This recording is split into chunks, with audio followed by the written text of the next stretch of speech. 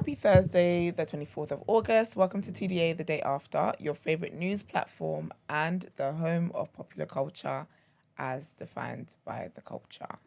And I'm one of your hosts for today, my own royalty. And they call me E-Man, the pro-black activist, TDA producer, news analyst, and of course, the melanin is jam-packed. Yes, right. Sorry. My hair's so long. Having long hair is great, but bloody hell, all I do is sit on it all day. How are you? How's everyone this morning? I'm right, thanks. Yeah? How are you? I'm okay, thank you. That's good. I'm okay. Bren, how are you? I'm good. Do you like weather like this? If I'm in my house and I don't have things to do, yeah. I could just be in my bed, chilling, watching a movie, that kind of vibe. If I'm out and about, it's just... I mean, I try not to complain about God's work. Do you know what I mean? So I always try not to complain about the weather because what can I do? But it's not my preferred. I'm a sun baby. I love that. I love the heat. I like the sun. Okay. Manuel? I prefer the sun, man, 100%. Like, weather like this, it can be just an inconvenience. When it's not too bad, like now, I guess, because it's not raining heavy or anything like that, it's not the worst. But sun over everything. Yeah, man. 100%. Get that vitamin D. 100%. I ain't getting it any other way. Brent? Sorry, Esther, what did you say? You just sneeze as well, case in point. just before I sneezed, what did you say? I don't recall what I said. Okay, so it's like something that you wanted me to hear. And then, I don't remember. I know that's... I love the rain, man. Do you? Yeah, I love the rain. Do you like the rain here or back home? Both. I find the rain back home slaps though. Why is the rain back home slap for you? Because it's like breezy. It's just very... It's like proper like snuggly weather. I feel like the rain here sometimes, it makes the air a bit musty. Like it's like it rises up so much dust and dirt, like earth. It smells very earthy around.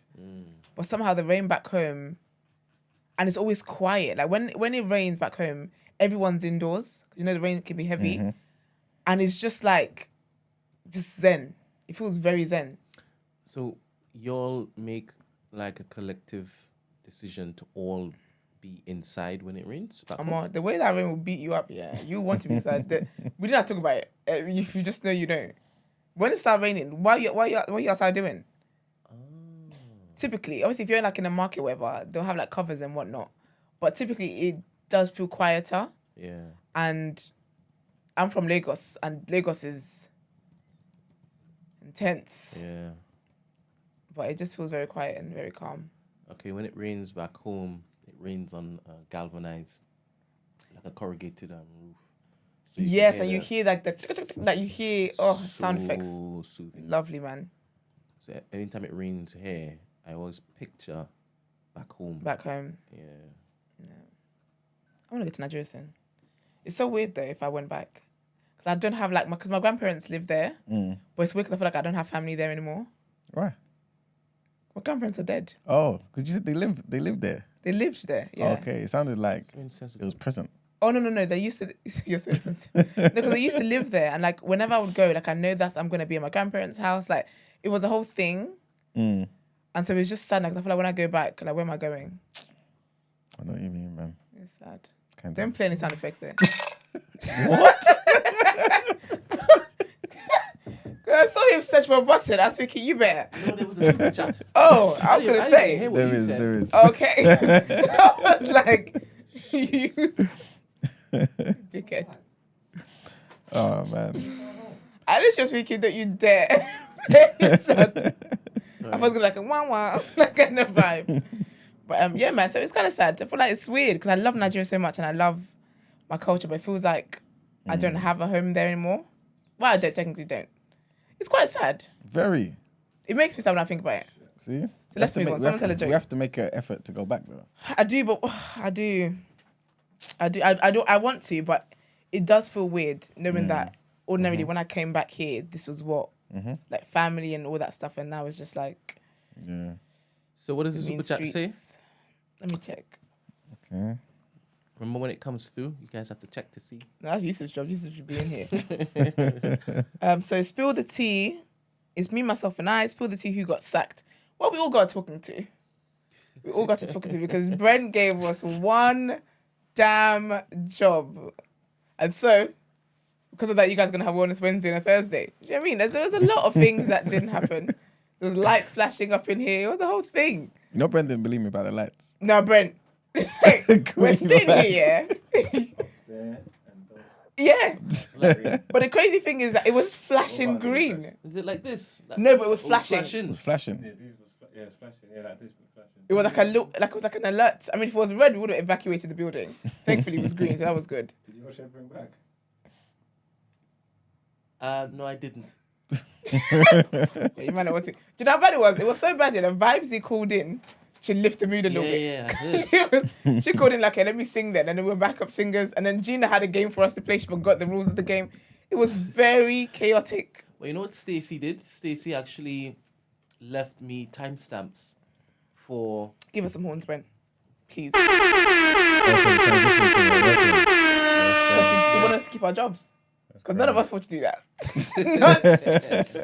be fair, it was all a mess. Because when Vibes are called in, we're like, what segment is this? Like, what are we doing here? That was very chaotic. I'll be honest, I did think, it made me think this one. I was thinking, what did we do when we went to New York? But I remembered, we recorded, it just wasn't fancy. Right? I can't remember. I wasn't watching. I'm so blasé. No. No, I don't think we recorded. I forgot we did that shit too. I just walked in there. Well, yesterday. Let bygones be bygones. I actually woke up this morning. I was telling Esther, I woke up this morning with you on my mind. Why? Let's see if I could do this without dropping names. So, you know how yesterday you were preoccupied, right? Okay, yeah. All right, cool. So, You would have sorrowed that, right? yeah. See how his face changed quickly. He was smiling. He was like, then he remembered it. I Like, sent yeah. Esther a message to say you might be feeling a particular way. Don't poke you because you might snap at somebody here. Okay, Is that- yeah. So I said, but she didn't get the message until after everything was finished. After we already pictured. Yeah. But I told her, I said, thankfully, you were very calm and understanding about it. So Sorry about that, by the way. Cool. The funny thing is, I woke up and I'm thinking, wait a minute. I swear I read his name being used in the group, right? And then I remember Meady being attached to it, right? And I'm thinking, I swear I read Marg say it, right? And I'm thinking, he can't still be in that group.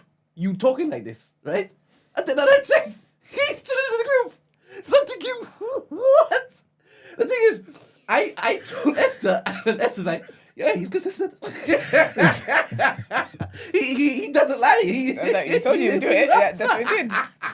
You know, And I was brushing my teeth at the time, and I spotted it. I was like, you were literally calling him meaty whilst he was chilling there. And he was just collecting his Poor guy, man. Like, why am I in it? Like, I didn't even want for all that to happen. It just, I know. I went to the source of it, and it was because basically dropped you in it. yeah. And then you like, well, I'm here now. I guess he was What else is meeting. there? Since she brought it up. You see me into a corner, what am I going to do? It's like, all right, let's go then, innit? If this That's is what I told Brent, you know. I was like, because any other response to that, you would have been a simp. So you just had to be like, do you know what? It is what it is. But I told her, I said it's consistent. Oh, man. Margs.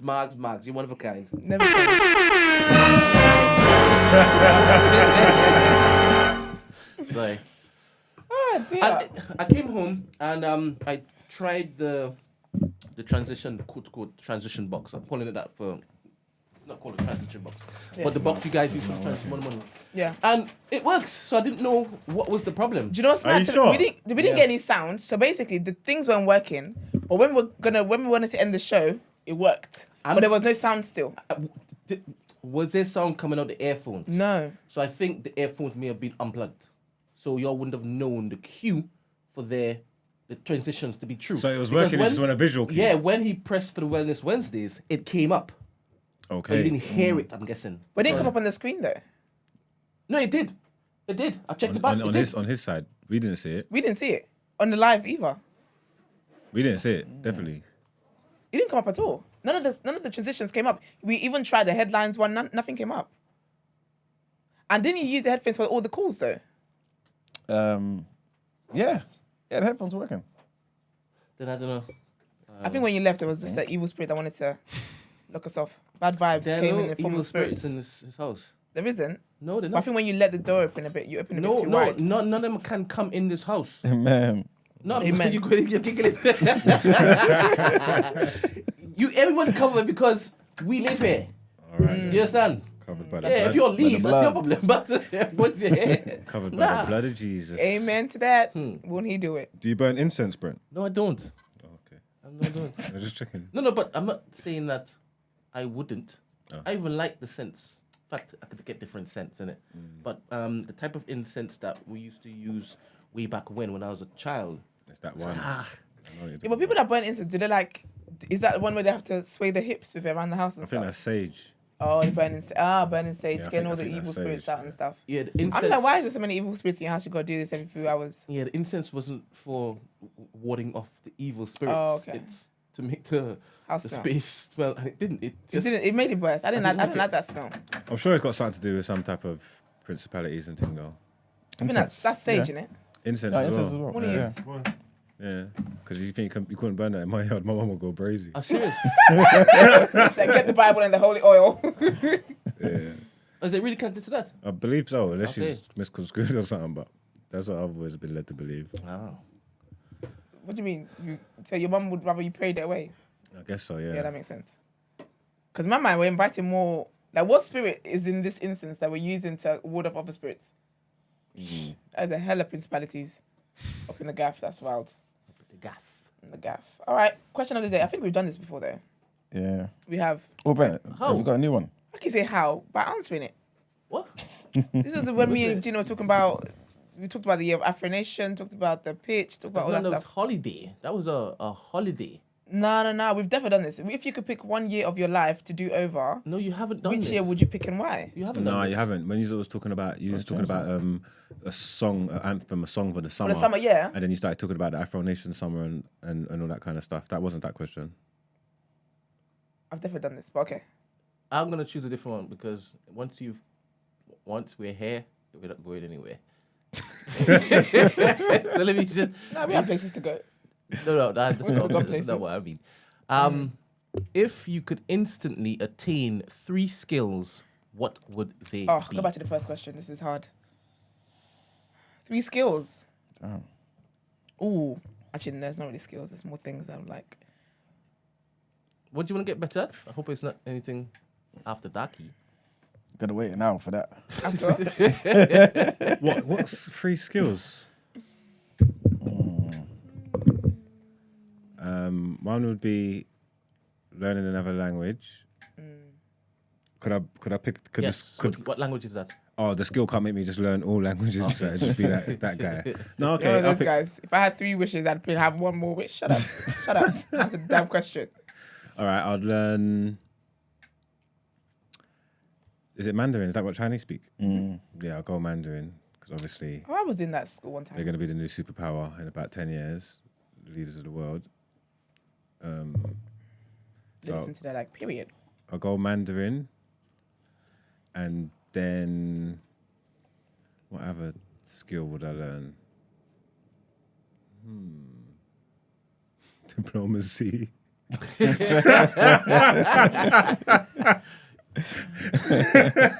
Gosh. Diplomacy, and then what else would I need? What's the third one?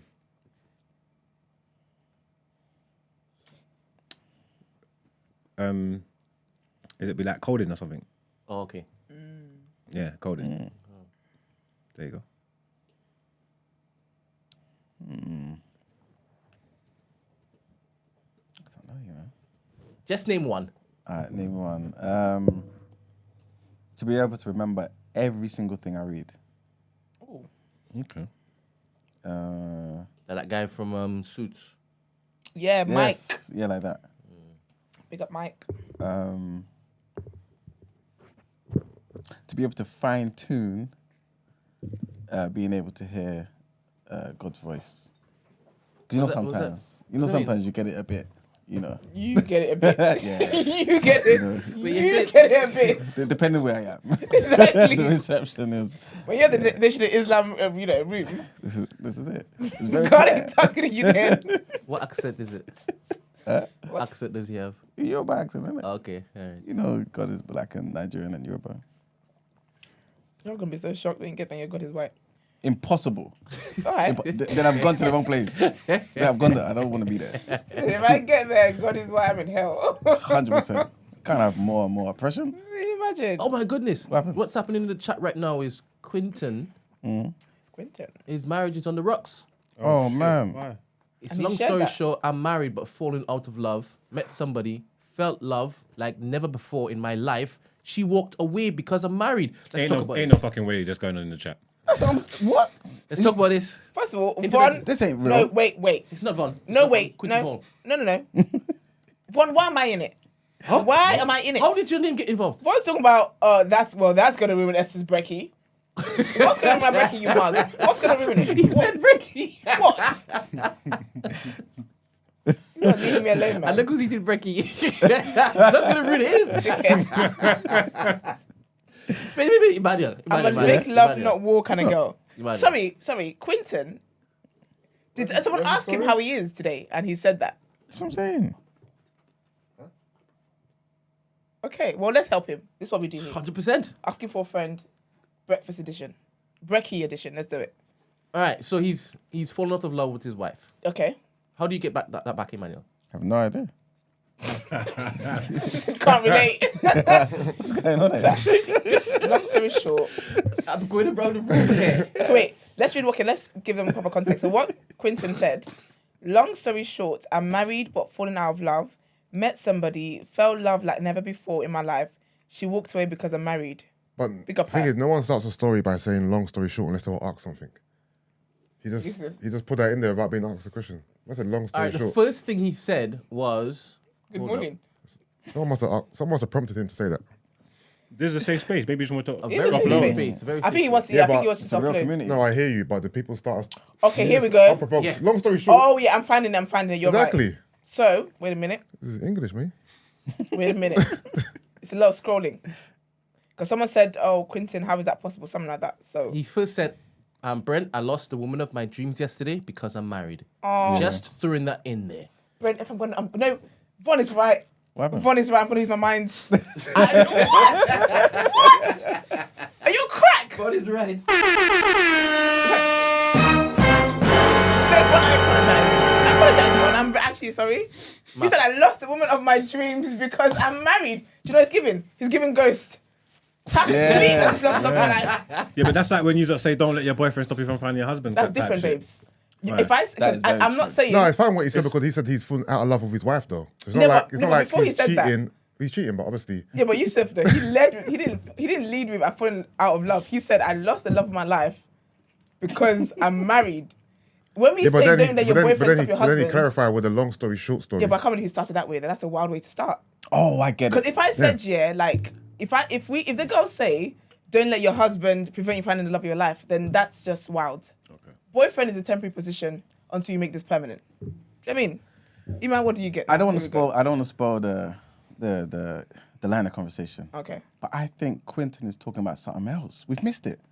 He's saying, because I'm married, the relationship I had with my wife has changed. She is the love of his life. Cut his mic off. But because you get what I'm I saying? see where you're coming from. Yes.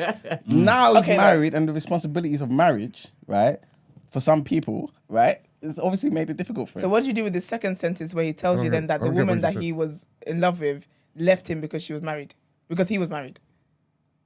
That's what I'm saying. The same thing. No, you're an egg. This is what we're doing, right? To be fair though, do you know what though? Quinton, though, my heart does go out to, because I think losing love of your life though, regardless of your status, is difficult.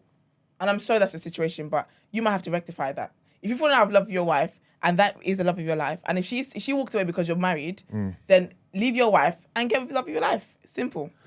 Shouldn't he work on it? Because this might be a fleeting People love to feeling. work on stuff, man. Wait a minute. What are you saying? What are you saying? What are you saying?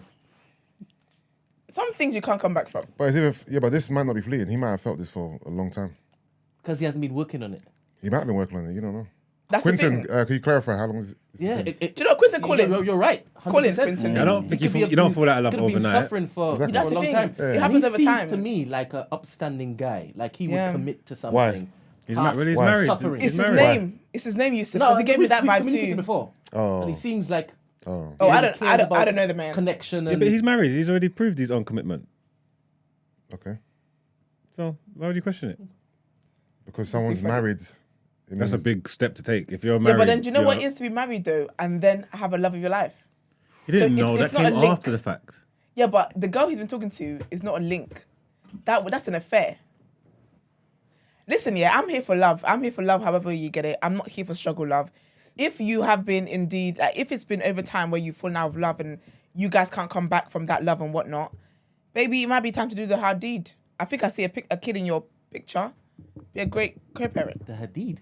What's that? It might be I can't remember what I said. I talked too fast. It was something about a deed. Okay, good. Like a difficult deed. I don't know. Oh, a I don't know what I hard said. deed. A hard deed. That's Okay, it. Thank you cool, very cool, much.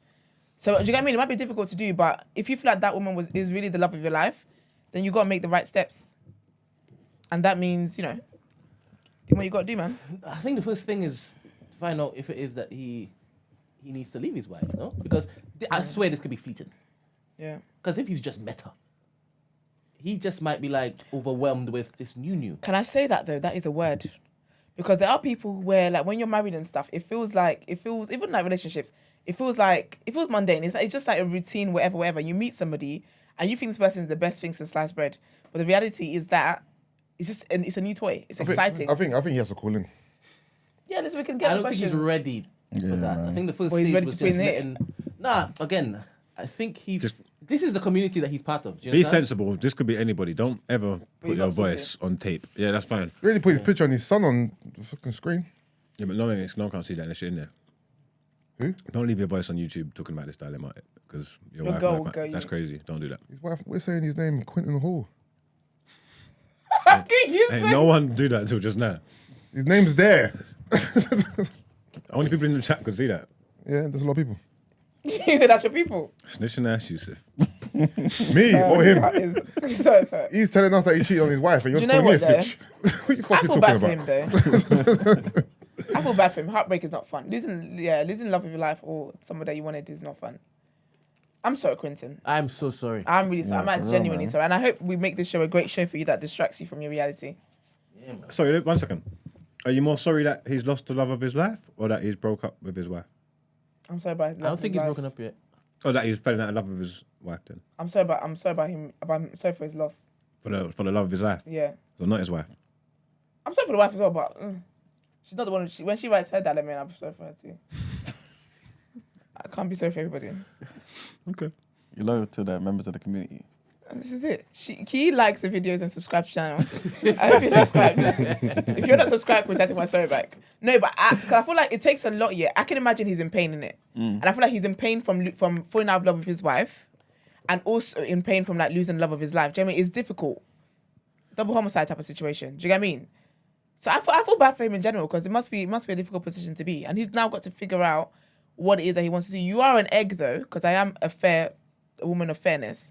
You're an egg thinking that you could have carried on a relationship when you're married. I don't know what you thought. So big up the girl who left you on account of you're married, because I don't want to be included in your mess. Now your wife is slapping me up in public unprovoked. For what?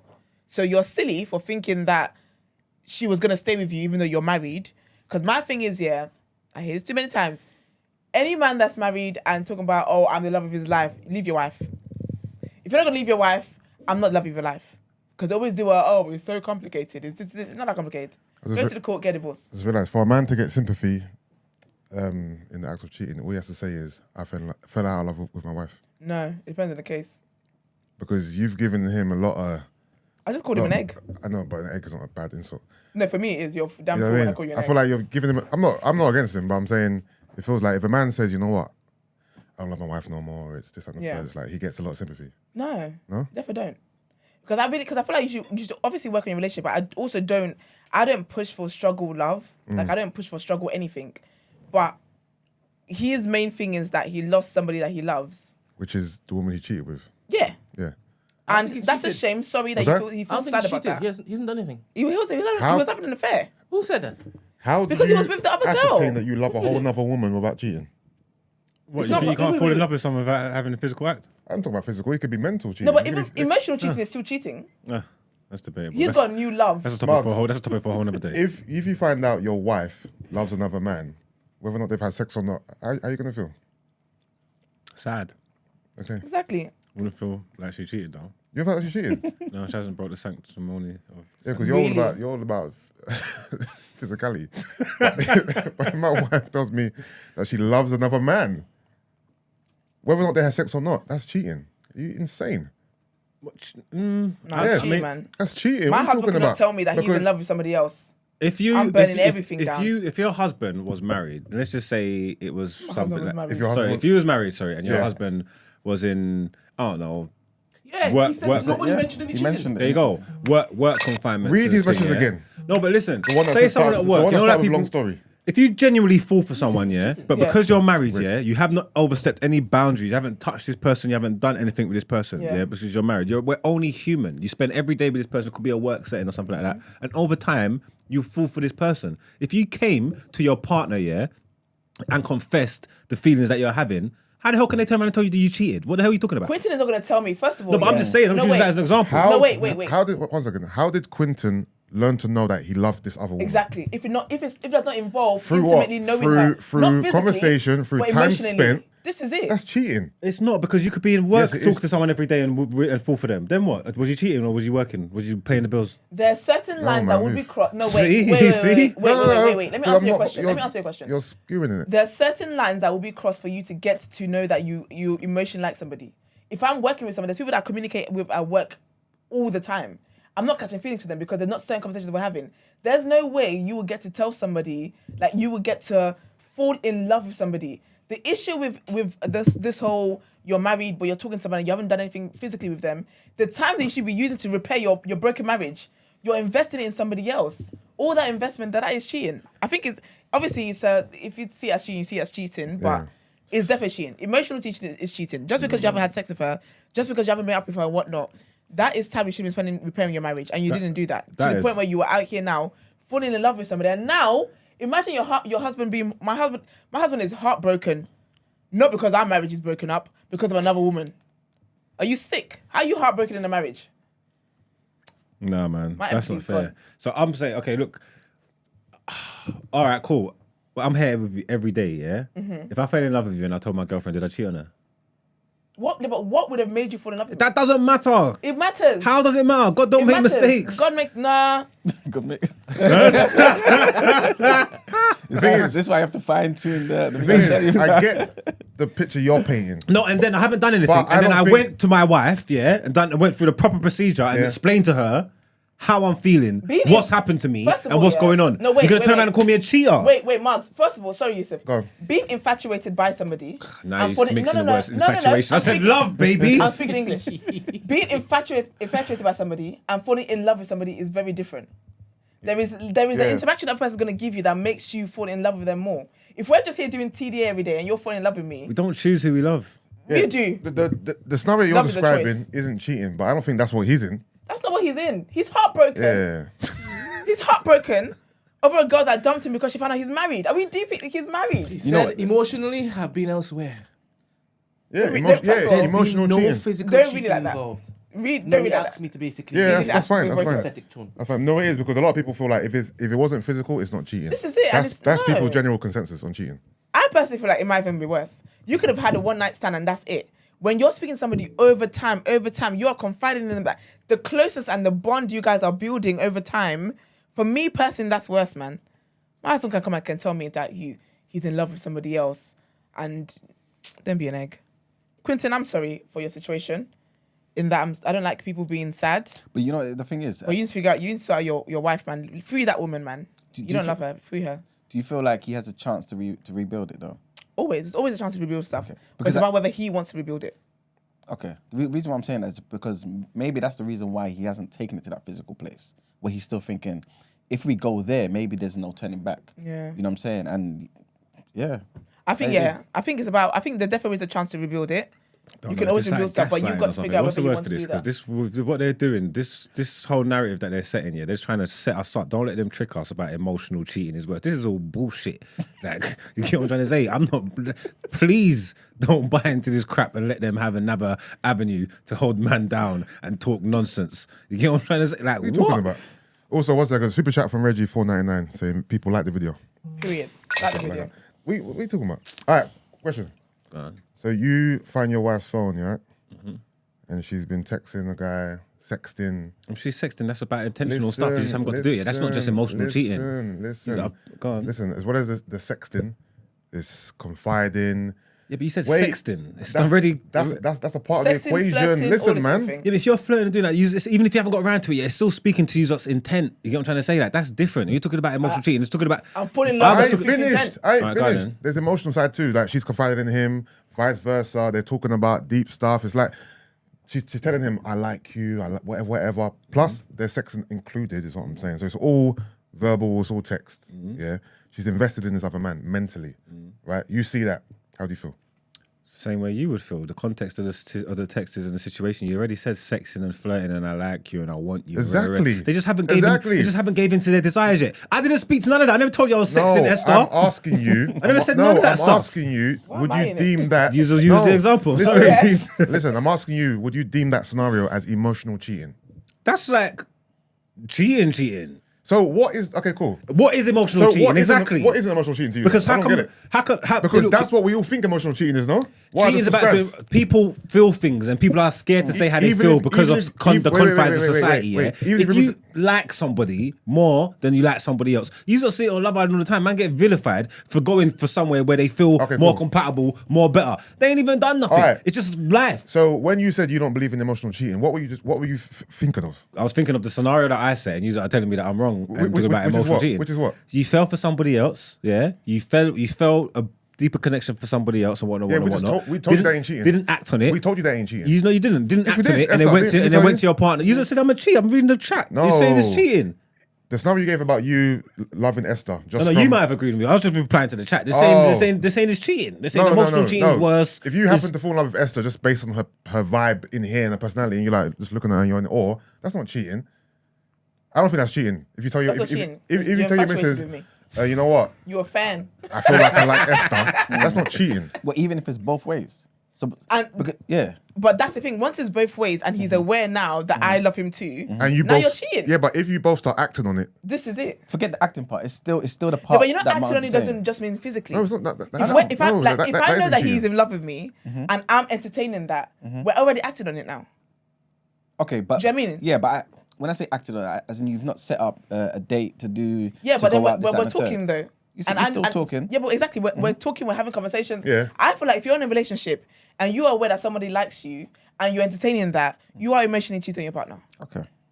You are like That because might the be time. what he's talking about. Then. But that's the thing because he was so in love to the point where this girl knew his situation, and when she found out he's married, she was like, "I'm out because what are we doing here?" Do you get me? Like she had to walk away because you're in love with me, but you're married. Furthermore, anyway, you don't love this woman enough because the dilemma would have been, how do I pack my bag from my house this Thursday morning? Work on your marriage. And also, he's got us up here just speculating and assuming, man. He needs to give us the actual scenario, man. Because he's all right to type in the chat. When You know what I mean? I personally, I think it's like what you're saying. Like both of them are talking, getting to know each other, all this type of stuff. He's not acted on it, but he's now thinking, this woman's amazing, that type of stuff. Yeah. And then he's told her, look, I want to be transparent. This is my situation. And she said, what?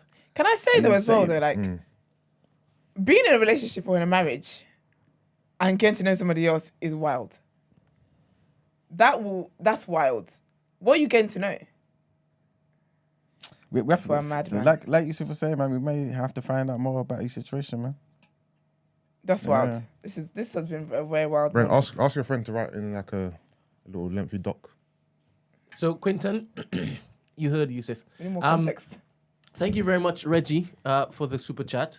You got Reggie? Do you guys believe it's Reggie Yates that's typing? Because No, are we that's- gonna remove him or not? Because you'll have the spanners, no? Oh, yeah, I you have a forgot. spanner yet? Yeah, didn't you see me? Well, he was removing people the other day. Why is he still? I'm not going to remove him because he. Didn't you see me kicking people out the other day? I That's did. not how it works. You know he had a bit of power. This one. Man was like, So do give you them a believe warning that first. I was like, fuck their Do you all warning, man. They're believe that that's gone. Reggie Yates? I believe it is because his 499 said so. All right, don't worry. I'll take I him. don't believe it's Reggie Yates. Where- Don't Right. take him off. Reggie Yates went to my school. That's why you don't believe he's in our chat? What said Reggie was about school? I don't know, just saying it. I'm sharing. Just sharing, yeah. Yeah, man. Oh, Ramsey put in the definition here. He said emotional cheating. What's to him anyway? Emotional cheating to me is when your partner would rather go to someone else to confide in them instead of you on a consistent basis. Period. They don't go to you anymore. That's a word. That man's been married for what, 14 years? This might be. Take his word for it. What with no, what just as, but what with, They become your new comfort. what with nothing Your like escape. no potential, no potential for nothing physical. They're just No. talking. When physical comes, You have- physical. You have new Don't information. get. Yeah, obviously. My face suggested. Remember I was telling you we need to find some common ground, right? Yeah. Some midway. Maybe anybody who donates a certain amount after this week Yeah. could run around with the letters. And but what's that amount? We will decide on Friday. We'll decide tomorrow. Mm-hmm. That's a word. 200. To be fair, That's that. would that not be somewhat the same as like a Patreon thing, essentially? Because then you Baby just steps, baby steps.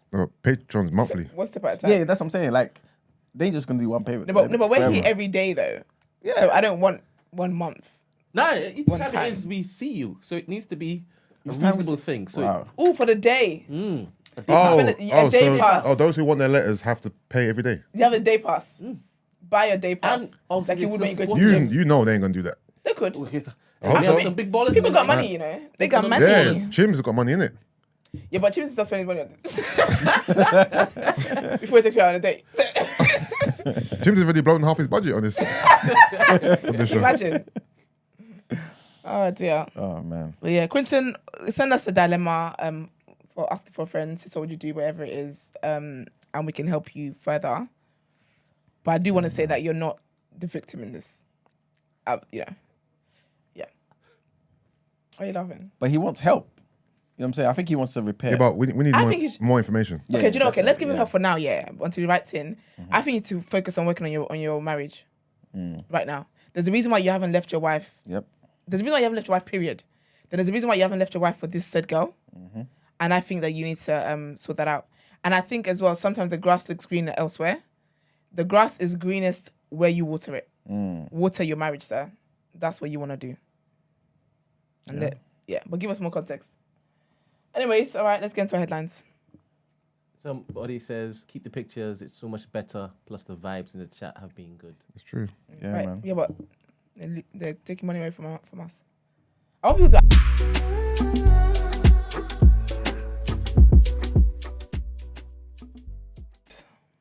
All right, guys. So our first headline: our Prime Minister is back in the news, man. And apparently, according to MP's Watchdog, they've ruled that Rishi Sunak failed to correctly declare his wife's financial interest in a child-minding agency. I think we touched on this like some months back, but yeah, this is their decision.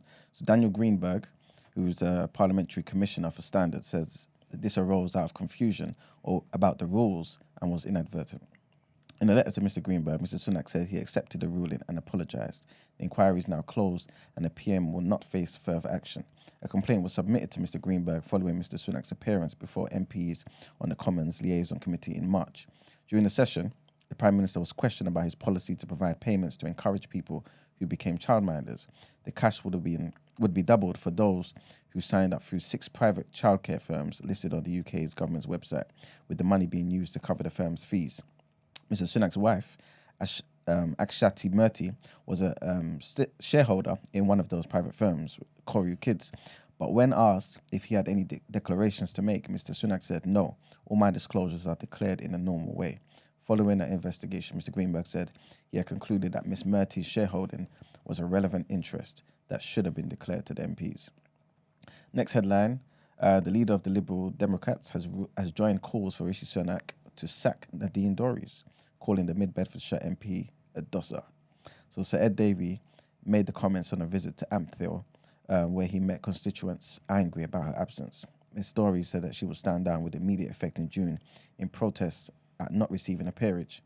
Ms. Dorries, whose claim that Mr. Sunak removed her peerage nomination, has been denied by Downing Street. And she said that she was delaying her exit while she was investigated, while she investigated why she was refused a seat in the House of Lords. Although the PM does not have the power to make someone stand down as an MP, Sir Ed said that Ms. Sunak should remove the Conservative whip from Ms. Dorries. And the next headline, which is based on our topic of the day, according to Russia's Civil Aviation Authority, they've confirmed that the Wagner boss Yevgeny Prigozhin and his commander Dmitry Utkin were on board the plane that crashed north of Moscow. 8 bodies have so far been found at the crash site by the Russian emergency services. This is according to the RIA state news agency. 7 passengers and 3 crew were on board the aircraft that were all killed. The plane was heading from Moscow to St. Petersburg. The jet crashed near the village of Kuzchenkino, which is obviously in Russia, 160 miles north of Moscow. Unconfirmed media reports suggest that the business jet belonged to Prigozhin, but it was not immediately clear if he had boarded the flight. And that's it for the headlines. All right, let's get into what you're saying, topic of the day.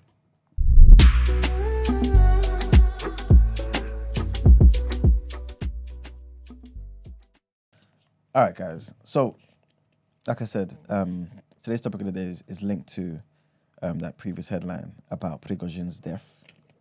I guess the question is, guys, off the bat, what do you think this is? Was this one of those unfortunate accidents, or was this an assassination? I'm not gonna lie, I need the whole backstory, bro. Because I think Ben will say, who died? Okay. I don't know what you're talking I don't about. know. So, all right, let me break it down. So, you remember the Wagner boss? The guy that basically did the attempted coup in Okay, Russia? yeah. He's dead. Oh, is he? Yeah, he's dead, man. Oh, they got him. Oh, I didn't even know that. Yeah, he's dead. When did they get him? Yesterday or something? Yeah, yesterday. They got him. God damn. Yeah, man. So for those who don't know, basically, he's the boss of the Wagner Group. They're basically a mercenary group that kind of works with Russia or for Russia, depending on how you want to see it.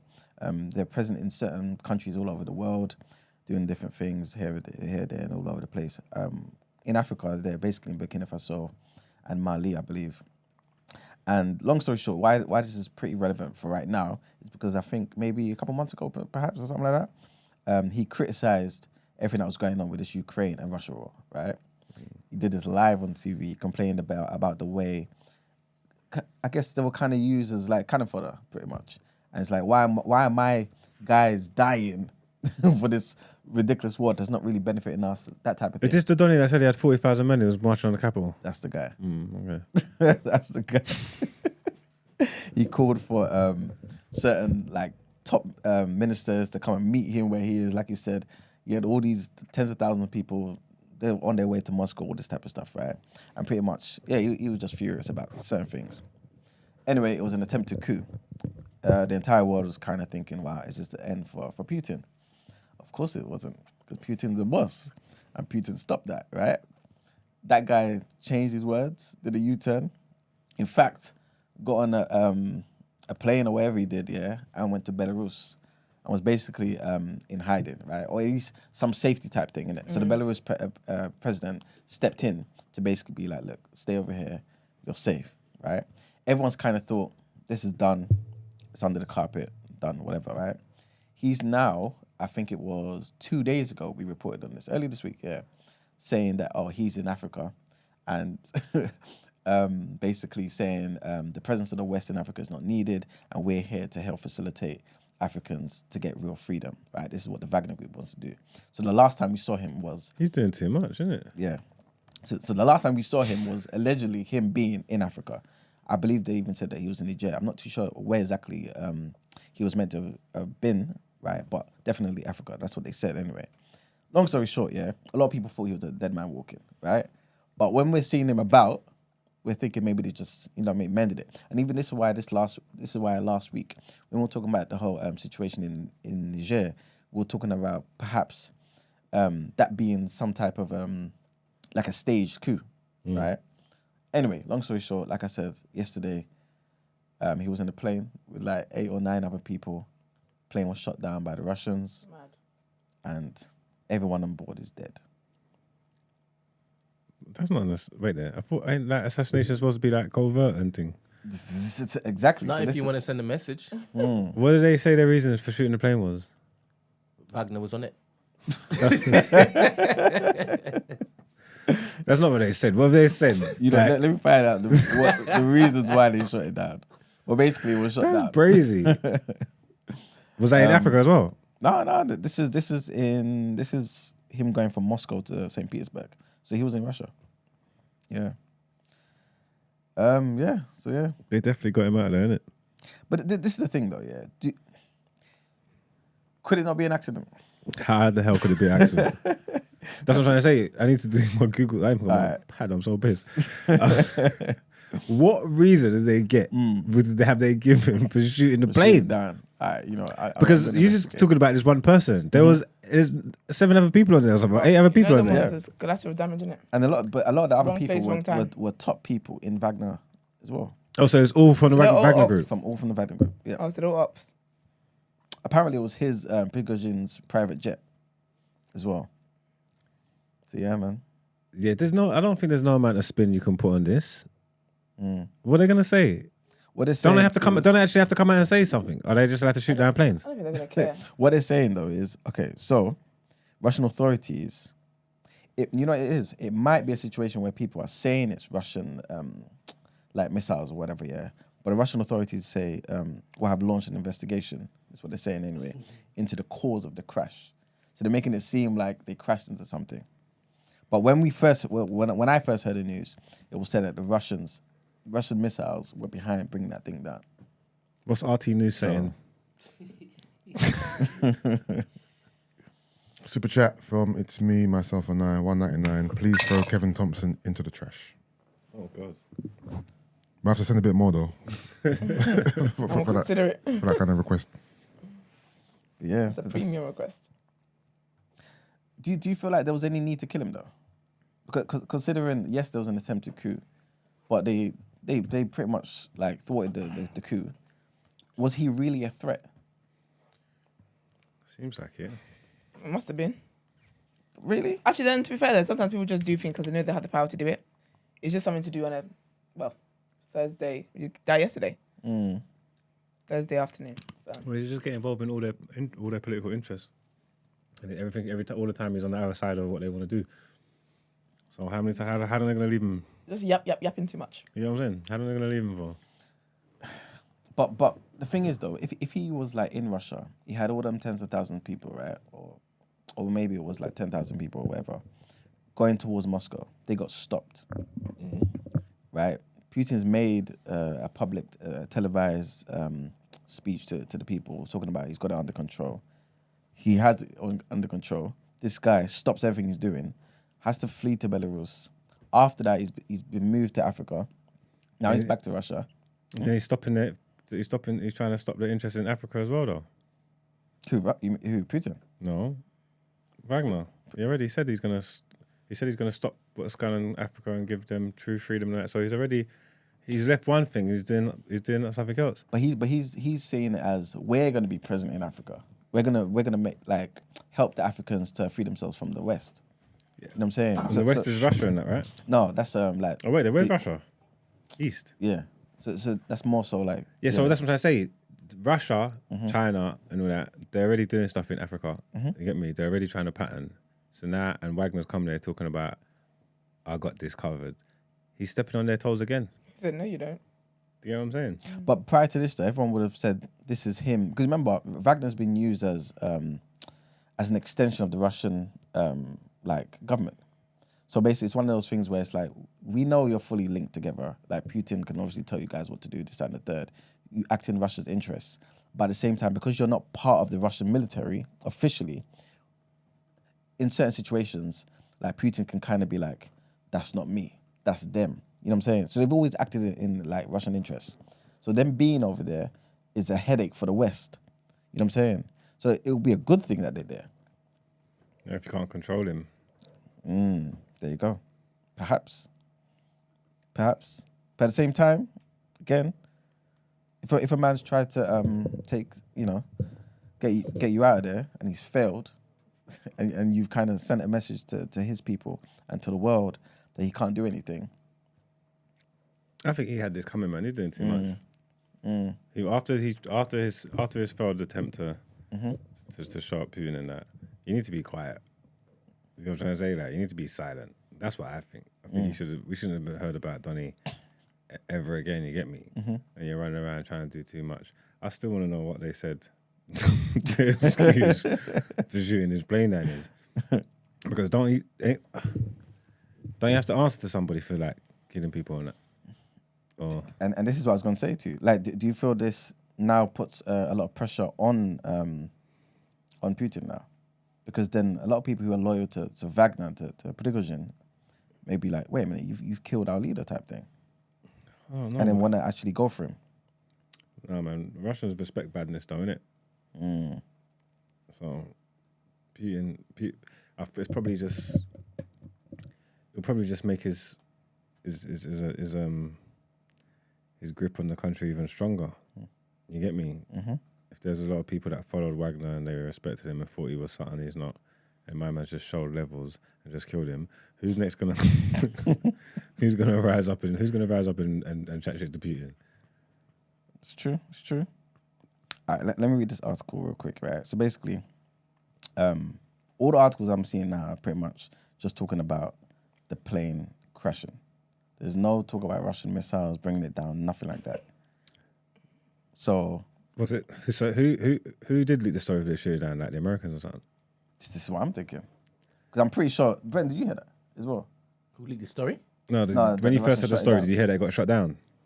No. Okay. I just heard that he had died and then Putin killed him. And then I saw the video. I don't know if that's the actual video, but I There's a thought, video of the plane. No way. That being shut down. after it got shot. Oh no. Is that real though? That's what I'm saying. What did they crash into? It didn't just crash into the air, innit? I Like don't know. it just dropped, innit? Like the No, footage. I remember. Yes, the footage only shows the plane on fire and it going down. Down. Yeah. So maybe the person started recording after they heard something, Yeah. an explosion or something. And I think this is why people were talking about it being shut down, because it's not like there were mountains nearby or it crashed into something. Yeah. You know what I'm saying? It just something happened there. But now maybe the media is trying to be responsible. But yeah, they're pretty much saying that the Wagner boss was on board a plane that crashed north of Moscow, killing all 10 passengers on board. This is according to Russia's Civil Aviation Authority, man. And the crash comes 2 months after the Wagner mercenary boss led a short-lived mutiny against Russia's military top brass. He was described at the time as a traitor. And the fact that Prigozhin's death has not been confirmed, because this is another thing. Everyone believes he's on the plane, right? But they're also saying it's not confirmed that he's dead. Everyone on the plane is dead, but we're not too sure if he's on the plane, if that makes sense.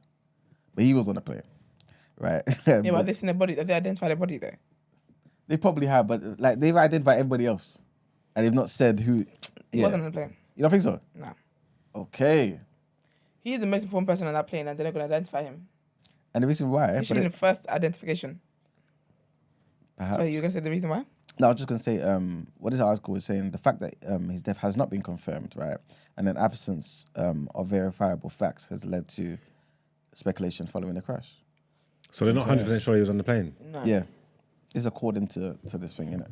Maybe But he got everyone wind of is it last acting minute. like he is. Maybe he got wind of it last minute and didn't get on. He said, go without me, I'll meet you guys there. So maybe he's faking his own death for real. Get them off his back. For real. That could be, Maybe, that's he's, a maybe vibe. he's got a plan. Yeah, for real. I mean, I don't know. What could you get? What could he get out of faking his death? Peace. Freedom. Peace, yeah. Peace of And mind. live with his money. 'Cause this He guy's won't be got on him loads of anymore. money. But he has to just be quiet now though. That's gonna say I don't he think won't, he won't mind being he quiet. doesn't seem like the kind of person that wants to be quiet. That's true. It would Yeah, be but a he plan. will be silenced. He can either be quiet, be silenced. I think he'll go for the former. Do you reckon he's That's faking? interesting. If he's alive, that's interesting. So basically, what they're saying, Russia's aviation agency, right? They published the names of all 10 people on board the plane. His name was amongst those people, right? But in terms of the confirmation of dead bodies, they've not said his name. Is that, you know what I'm saying? So it's like But the numbers match up. yeah. So he's sending a fake. So it's 10 people. 10 people were on that plane. And they've He's got one 10 of them, bodies. and there's 10 bodies, and all 10 people on that plane dead. So unless he just wasn't on it, but he put his name down it, like you're pretty much intimating, he could have faked his death. Then Yeah. But then if he did that, was he aware that people were after him? Or Yep. do you feel like he's behind the crash? No, I think he knew people after him. And would just let his close Because guys it's just die? 50-50, innit? You don't know. You have a feeling they might take down the plane or they might not. But why alarm everybody else? Someone's got to be on that plane for us to find out if they're really going to take it down. Sadly, he knows now they were really after him. It's crazy, man. Play the video. Someone just sent it. Is it real? Is this the legit video? The apparent video. Right, whilst Brent's getting it up here, I'm just going to say, basically what they're saying is some of his supporters have blamed the Russian state, but others have pointed the finger at Ukraine. Why? Because it's marking its Independence Day today. Is what? It's Independence Day, Ukraine, Independence Day. What? So to celebrate, they killed 10 people. Well, Prigozhin. Because he's like a top guy on the Russian side. So maybe Ukraine were behind this, they're saying. As, you know what I mean? Just as a Who's mark of... Prigozhin? He's from where? He's the Wagner Group. He's the head of the Wagner Group. But the Wagner Group is a Russian... an extension of Russia. Oh, so Ukraine did it to celebrate the independence. Yeah. And that's who they wanted to go for. Yeah. They couldn't think of anybody else. But he's a big guy, though. A big guy. All these worlds, Remember, personalities and shit. Mess. You got a video? Nah, the person said that's the video, but they haven't sent the video. You sent it to me as well, but there was no attachment to it. Yeah. I just liked it. Okay. Yeah, I was looking forward to seeing Shame. that. R.I.P. to all parties. So yeah, man. The committee has confirmed in a statement that all 10 people were killed and a criminal case has been opened, but there was no mention of Prigozhin. A reporter at the crash site has seen men carrying black body bags away from the scene on a stretcher. Part of the plane's tail and other fragments lay on the ground near a wooded area where forensic investigators had erected a tent. So yeah, man. And also, Grey Zone, which is a Telegram channel linked to Wagner, has pronounced their leader dead. So this is also, an internal thing. So who polices the situation? In what way? What do you mean? You've just reported news that the Russians killed 10 people. Allegedly. Yeah, allegedly. Allegedly. That's what I'm pretty sure I heard that, but I could be wrong. Because now every single paper is talking about it's just a crash. Okay, but in the case that it's found that they did do it, yeah, who's in charge to hold these people accountable? Oh, nobody. Nobody. But you remember the what do you call it? The people are after Putin already for war crimes. That's why he can't leave Russia. You know there was a meeting, is it this week in South Africa? 2 days ago. 2 days ago, in South Africa. And he's just going to join by Zoom. Yeah. Yeah, so... That's the BRICS meeting, isn't it? Yeah, exactly. So, yeah, man, they're after him already. Might as well add another thing to the number if you're going to do something. What, so they couldn't have done nothing to me if you went there, though, surely? No, but it will put pressure on South Africa to make sure that they're arrested. Yeah, but South Africa's part of BRICS. Yeah. So they're not going to do that. But then the UN and all that will be after South Africa. And so that's why they don't want to put South Africa in that situation. Yeah, but they got their own squad already, though. Yeah, but they're all still members of the UN and stuff, innit? So, like, as much as they're doing their own thing, they still have to comply with the UN and all that stuff. No, that's getting broken up. Think so? 100%. That other squad that they're building is going to rival G17. Yeah, 100%. 100%. Like, 100%. without a shadow of a doubt. It's just a matter of time. You get me? And these are serious countries as well. Who is it? Brazil, India, China, Russia, South Africa. Yep. I don't know how South Africa snuck in there, but... I don't know what's going on. I don't know. South Africa came up. How did they get in there? They're a serious country. That's huh? They're a serious country in terms of like the economy and all that type of stuff, and their army as well. I think they've got the second biggest army in Africa. Is it behind Nigeria? You know, man. Nigeria that struggled with Boko Haram. Did you hear the size of them countries that's yeah. involved in that? Yeah, that's true. I know. Yeah, and then South Africa just snuck in. That's cold. But I'm hearing bare countries want to join. Yeah. We read them out the other day, innit? Yeah, there's a handful of countries that want to definitely join, man. You gonna join? I mean, If they call me, I'll see if I can. If they call me, yeah. If they send me a text, think about You know it. what I mean? Putin, I'm here. Oh, she's actually sent the video now. Has the video sent to you, Brent? Checking. Oh, that's horrible, man. I don't think that's meant to be played out. Little sad, look. Does it not take the phone and click on it? It's is like it. Brent's playing. Now. Facebook. It's weird though, seeing that. What did they shoot with a sniper rifle? Пилотник. Why did they blow to smithereens? Били, бабахнуло в 2 раза, взорвалось, No падает. audio, please. Ты посмотри, падает. Oh, that could be technical difficulties. That looks like someone who's skydiving. Где, блядь, бабахнет? Куда упал? Вон тут куски летят. Anyone speak? No. Oh, okay. Listen to everyone speak. But yeah, man. Oh yeah. That's the shit. That's sad, man. That's actually people that died, didn't it? That's sad. Yeah. Well, it's definitely adds some complexities to this whole Russia-Ukraine war, I think, and also the situation back home as well. Because remember, a lot of these African, well, not a lot of them, but Mali, Burkina Faso, potentially Niger as well, may have been really relying on Wagner and Russia's support. You know what I'm saying? So I wouldn't even put it past the West to try to kill Prigozhin as well, man. You know what I'm saying? They've done worse, but yeah. R.I.P. Anyway, I think that's it for topic of the day. Thank you very much. Let's get into our next headlines.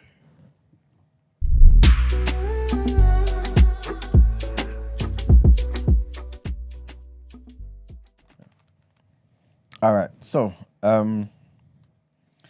next headline, and trigger warning here, guys. So experts have said that the NHS could face a record compensation bill of more than £60 million from civil claims lodged by the families of Lucy Letby's victims. Parents whose babies have disabilities caused by Letby's attacks at the Countess of Chester Hospital could each expect to receive a payout of more than £10 million to fund their future care. Compensation paid by the NHS to parents whose babies died or were left with disabilities as a result of care at Shrewsbury Hospital in Britain's largest maternity scandal reportedly amounted to almost £50 million. In a separate case, the health service had to pay £37 million to a boy who was left brain damaged at birth. Letby's convictions do not alleviate the need for claimants to prove negligence by the NHS Trust, but lawyers to whom The Guardian spoke suggested that given the strength of public feeling, the Trust would face pressure to admit liability.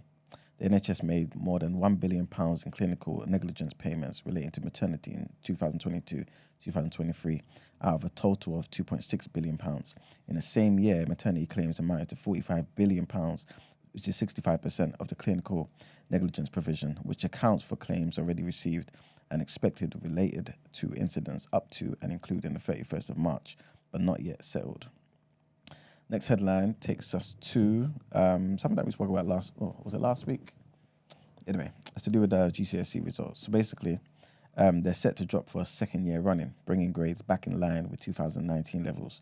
It follows a spike in higher grades in 2020 and 2021 when exams were cancelled because of COVID and results were based on teachers' assessments. In Wales and Northern Ireland, results are set to be higher than they were in 2019, but lower than 2022. Students will also receive Level 2 BTEC, Cambridge National and other vocational results today.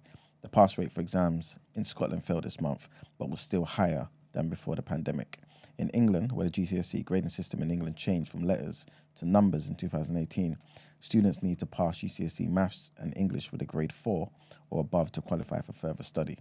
The expected fall in grades will lead to more compulsory resits of these subjects, which can be carried out alongside those further studies compared with the last 2 years.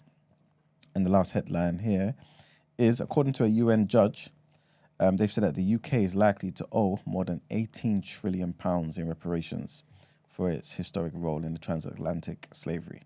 A report co-authored by the judge, Patrick Robinson, says that the UK should pay $24 trillion for its slavery involvement in 14 countries. But Mr. Robinson said that the sum was an underestimation of the damage caused by the slave trade.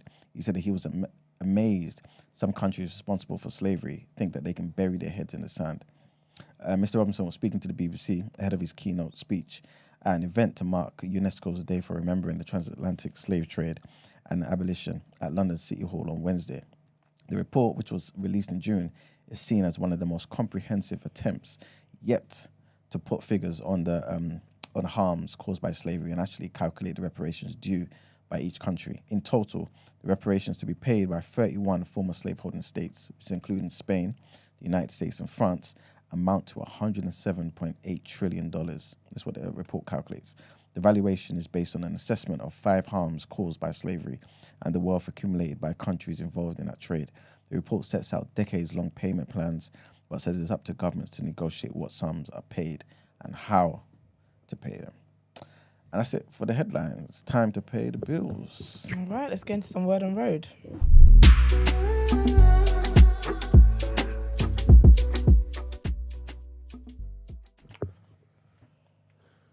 All right.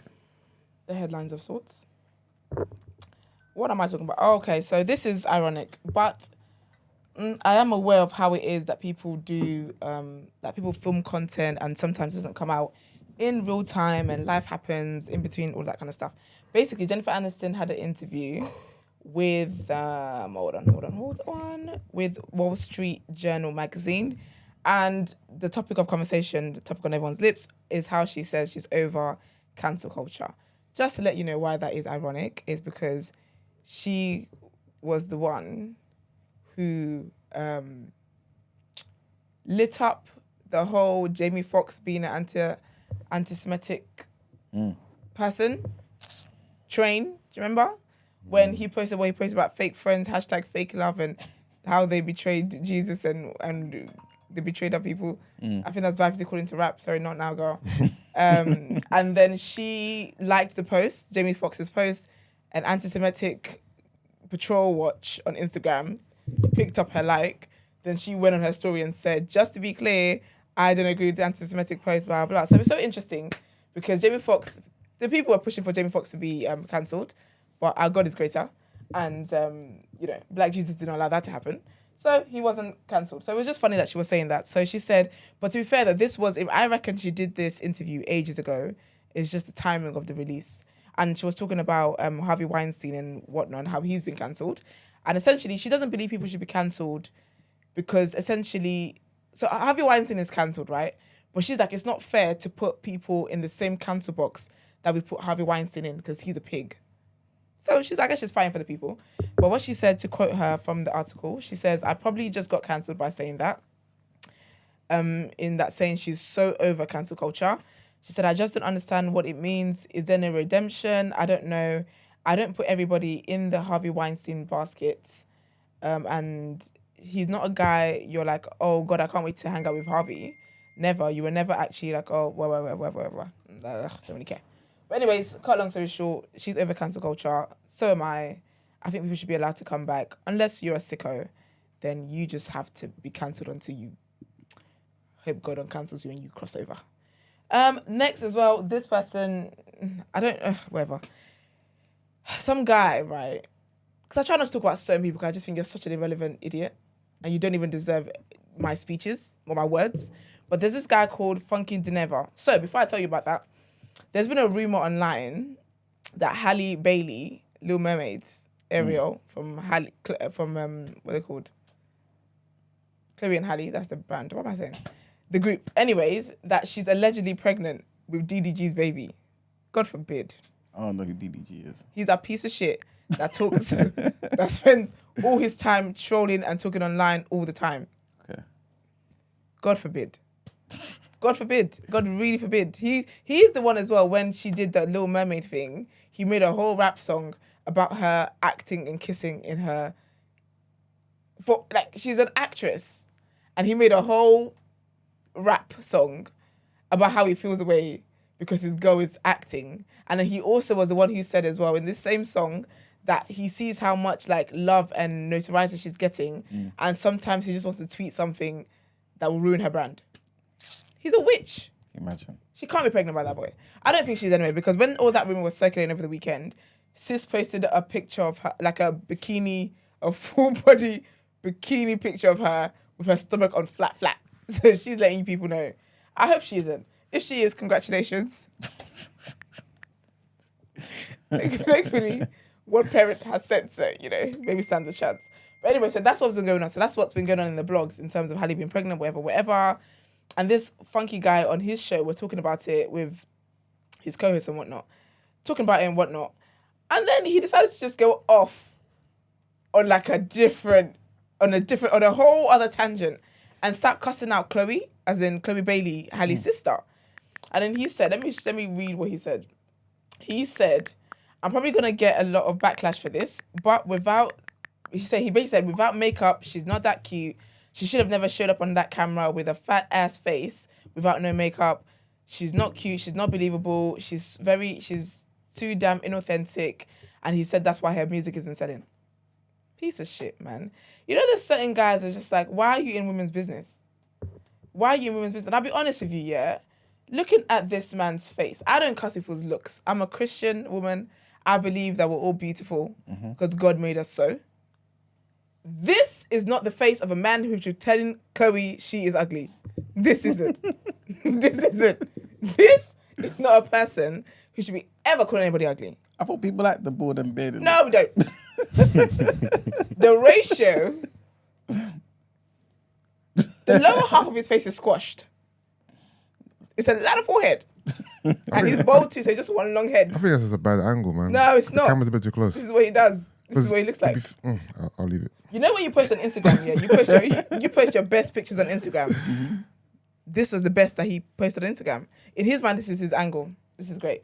But anyways, I'm not here for people not like being horrible. And obviously Chloe's had a lot of hate since come out and as a solo artist and whatever. And yeah, I just didn't like it. It was very, very distasteful. It felt very, very personal as well. It was just horrible, man. Like his whole spiel about her not being cute and this, like it made no sense to nothing. I'm literally seeing the video of him talking now. And I just think it's so ironic that he's talking about someone having a fat face. But anyway, who am I to? That's just that. So that happened. And then what else is there? Oh, and then Jacques had an interview I just thought was funny. And he was talking about how he's still blocked by Ella Mai on the whole trip thing when he did his version of the trip and whatnot. But it's funny though because he had a show recently. I think he was at a festival recently. And this boy is still singing Ella Mai songs. There's a whole court order that he shouldn't be doing it. But anyways, yeah. And then in the streets of London, what's been going on? So obviously the whole Lucy Letby thing has been crazy since the weekend, all that stuff anyway. And Kelechi Okafor, who is also the host of Say Your Mind podcast, she did a video, which she does about everything, to be fair. She does videos about everything all the time. And I just think it's just so funny how this is the one the news wants to pick up. But anyway, she did a video talking about Lucy's whiteness being in her favour, and essentially that's why she got away with it for as long as she got away with for years. And GB News decided to pick it up and talk about it. And Iman, if you could give us some context about that, I would appreciate that, please. Basically, GB News, they had a panel on their show. One of them was Kelechi Okafor. So he was on the show, and they were basically, I guess, that day or that morning on the Dan Wootton show, or his segment of the show, talking about different things. And like Esther just said, they were talking about Kelechi. They played snippets of Kelechi's video, giving her views. And at the end, they've asked these guys to basically chime in. And I think they kind of have like a Jacques Dunk in the Day type thing on their show, innit? I think that's basically what it is. And they've asked each one of them, who would you kind of put forward as today's Jacques, innit? Kelechi Okafor puts his hand up. And it's like, this will have to be Kelechi Okafor, right? Not calling, as in... Oh, I thought that's what you meant. Sorry. It will be like Kelechi that he wants to nominate. Did I just lock that off? Yes, you did. So, yeah, but yeah. So yeah, he basically just called her Jacques on live TV, man. Bad. And I just went for it because obviously she shared her views. Obviously her views, like Esther was saying, is basically, certain things because of how she looked, her appearance, this angelic type of look, typical, nice, pure white woman, blonde hair, made her get away with this for so long. And she was just linking it to the fact that, this type of violence from white women is not something that's just unique to Lucy Letby. We see this in other areas of life. And you guys, as much as you don't want to admit it, it runs between you guys. There's a reason why you guys stood to defend her, right, against professionals, consultants, and making them apologize to her. You know what I'm saying? There's a reason why you guys did this. And basically that's what she was highlighting. These guys just wanted to focus on it and say that she was just being racist. And basically that's basically what happened, man. Yeah, and if you know Kelechi, in true Kelechi fashion, she came back with a clapback, which I absolutely love. But basically, she said, what's the guy that runs the GB News? Dan Wootton. Wootton, yeah. So she said, GB News wants to mention me on Dan Wootton's show this evening, as they're bound to provide me a right to reply. This is what I sent them. It is shameful that instead of focusing on the heinous crimes of Lucy Letby, news platforms are diverting rage towards black women, which is so funny because this woman has killed how many babies, but what you're going to focus on is the fact that someone's linking it to race. Mm-hmm. But it's ironic because an Asian man pointed out what she was doing and he was threatened with being fired. Like, how are you not seeing the correlation? Anyways, so the reply she gave them to read on GB News, which they end up not reading, but when I read it, you probably understand why. The reply said, there are people involved in this show who have alleged issues of sexual consent to understand alongside the understanding of race as a construct. When everyone has done the required reading regarding critical race theory, they can attempt to engage me in a debate.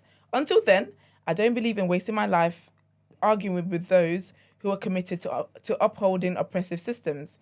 I also encourage those who have them and are able to wash their legs. Kiss, kiss, XX. Kelechi Okafor. I appreciate that. And then she said, they're essentially accusing me of being racist, and I would like to take this time to say I'm saddened by such accusations. I'm not racist. I haven't got a racist bone in my body. Let's not lose focus on where the outrage should legitimately be directed. Be kind. Of course, they didn't read my actual statement because they don't want to mention that Dan Wootton is an alleged sexual predator. That's tragic. And then she also went to address Kwesi Kwarteng, which is right because he just went up there as a token and just sold himself. I mean, to be fair, it's on brand for him. She said, LOL, Kwesi Kwarteng, it will never be well with you. Your hairline resembles an unfinished motorway. As a standing MP, I wonder if you're allowed to spew such inaccuracies about a member of the public. You disgusting puppet of white supremacy. It really is. It actually is a puppet. People like you hate yourselves because deep down you know you're a failure and a coward. You could never have the courage to speak out the way I do. So you go on a cheap-ass news station to support the anti-blackness. Miserable. I want to note that based on your comments on particular news channels, should any harm come to me or anyone close to me, I will hold you personally accountable as the most senior member of that panel because you are an MP. This attests to that publicly. And it's true though, because I told you guys the other day about Dr. Scholler as well, who posted tweets about Lucy Letby's whiteness and all that kind of stuff. She's been receiving death threats, and talking about I'm just trying to find it quickly. Here it is. So she posted up a tweet and she said, the messages I've been receiving, here's a peek. And one of the messages in there, it says, I wonder how long it will be until brotherhoods collaborate in eliminating you from the picture, in the very least of ensuring you never set foot on English soil again. The temperature check I would give is this could be quite soon. These are the kind of hate they're getting for literally pointing out the fact that Lucy Letby's whiteness aided her in getting away with this crime for so long, which is a bloody fact. Like, I don't understand how they're spending so much time. Like, I don't understand how they don't see it. But the only thing I can come up with as a reason is that your family are slave owners. And so when you admit that someone's whiteness did aid in them getting away with crimes, it triggers you. And so you have to look within all that your family is, what you guys stand for, how you've accumulated your wealth, how you've accumulated your status in society, and it all dates back to you guys, to you taking from other races, taking from black people. Yeah. That's how I can see it. Yeah. Because it's so clear as day. The fact that we even have news articles talking about, focus on the fact that she's a blonde white woman, and how she looks so innocent. That's all race stuff. Like how do you not see it? You're not using the word race. But all of that is race stuff. It's all racial stuff. Yeah. So anyway, again, people should read. But yeah, that is all from me anyway. Let's get into the People's Journal.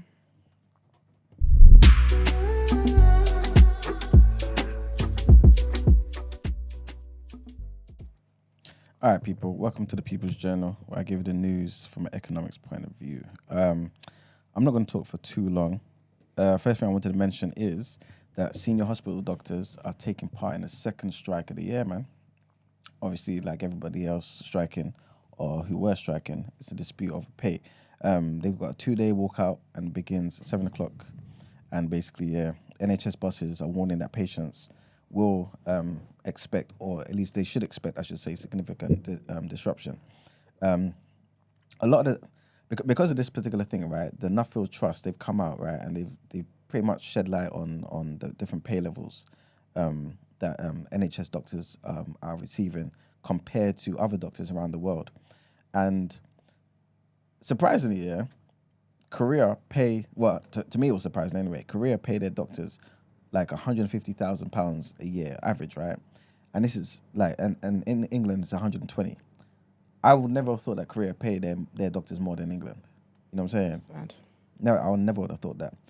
England, to be fair, I would say they're not at the worst of the worst, but they obviously, especially when you consider the workload and the stress of the NHS as well, and the cost of living, they definitely need their pay rise, man. They definitely work every day, multiple hours, like 12, 16 hours a day, trying to make sure that people are all right. You know what I'm saying? Compared to places like Portugal is just in the mud. The average doctor there, again, these figures are based on the cost of living power and how much, cost of living crisis, and how much basically the actual buying power of their currencies as well. And Portugal earn average of £55,000. It's the doctors earning 55k. France 82k. I'm not surprised about France. And but yeah, England 120. They received 6% by the government this year, and that was recommended by an independent pay review body, and it brings, like I said, their basic salary to between 93,000 and 126,000, and all of that's dependent on their years of experience in that particular role. Next thing I wanted to mention is about Wilco. Remember we spoke about Wilco a few days ago. Long story short, man, the administrators of Wilco have said that the jobs are set to go, man. The stores will be closing because they failed to find a buyer for the entire business. So yeah, man. PwC pretty much said that parts of the group could still be bought as well, but as a whole, it's just looking very bad for Wilco. All the jobs are pretty much set to go, like I mentioned, and I think this is basically putting 12,500 jobs at risk, and 400 stores as well. So yeah, it's really sad news for Wilco staff. And the last thing I wanted to mention is basically that energy bills, this is according to a think tank, are due to rise higher than last year, man, potentially for millions of people this winter, despite there being an energy price cap. You know what I'm saying? The reason why I'm kind of thinking here is I'm not too sure if the government may step in again and put something back in there and to try and better help people again. But the way it stands right now is it could be a lot worse for people this year than it was last year with regards to their bills, their energy bills. But yeah, if there's more information that I will update the people. Last thing I did want to mention is our Russian correspondent, Sergey, messaged us and basically translated that video for us. Okay. Yeah, and basically what it says is that woman was saying, it's been shot going down in the bushes. It's been shot going down in the bushes. So yeah, man. So that's where it came I from. don't believe her. Who? The woman. What? How did she know it was shot and it wasn't a malfunction? I don't know. She just happened to be looking up in the sky when the plane got shot, and then she saw it tumbling all the way down and had time to get her video camera out. The thing is though, like she may have seen it, right? Seen some type of, I don't know, missiles or whatever, and then brought out her phone to record it. You know what I'm saying? I guess that's true. Yeah, so you never know, man. But anyway, that's what she was saying in the video. Yeah. So I think that's what led to that first article that I must have seen talking about it being shot down. Okay. But like we said before, it seems like the media wants to be responsible for once and say it was just a crash. But yeah, that's pretty much it for the People's Journal, man. Lovely. Thank you very much. Let's get into our interview segment.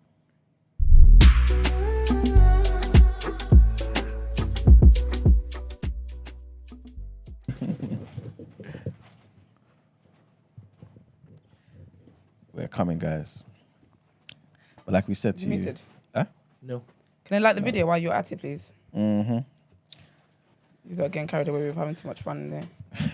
Well, it's a good week, man. A lot of people in the chat. You know what I'm saying? The pictures are there. People are changing their pictures almost every day, apparently. I love that. You know what I'm saying? So, yeah, man. Big up everyone in the chat that's participating as well and supporting Yes. Morning. and doing the thingy chats. Oh, you're so lovely. Yes, thank you, thank you. Guests come with snacks. How you doing, man? You alright? Yeah. We're in the same school? Okay. Oh, serious? You It's not a ready whole to? school reunion for you today, isn't it, Mark? Miss Cowie. I ain't seen Miss Cowie in years. What was that? No, that wasn't a French class. It was a French class. Was it? You did French? Come on, man. Pour le vent en français, man. You're so annoying. They was on budgets because she worked 2 lessons. I'm sure she did. Oh no, she was the form tutor for Blue or something like that. She did French or something else. Them guys they wanted to. You know what I'm saying? What? Sorry. Because what does she look like? In my mind, she's an old lady. Nah, Miss Cowie was one of the decent ones. Oh, is it? Mm. Okay, was she youngish? Yeah, as far as teachers go, innit? As far as teachers go. She looked like an old woman or nothing like that. Oh, okay, fair enough. That's cute. All right, well, I'm glad you didn't go that way, you might. she might have called a case. All right, so we have a lovely guest with us today who is an author, also a sex educator. Interesting, very interesting scenes. Please introduce yourself, sir. Hi, thank you for inviting me. My name is Habeeb Akande. Like you mentioned, I'm an author, historian, and eritologist. I love it.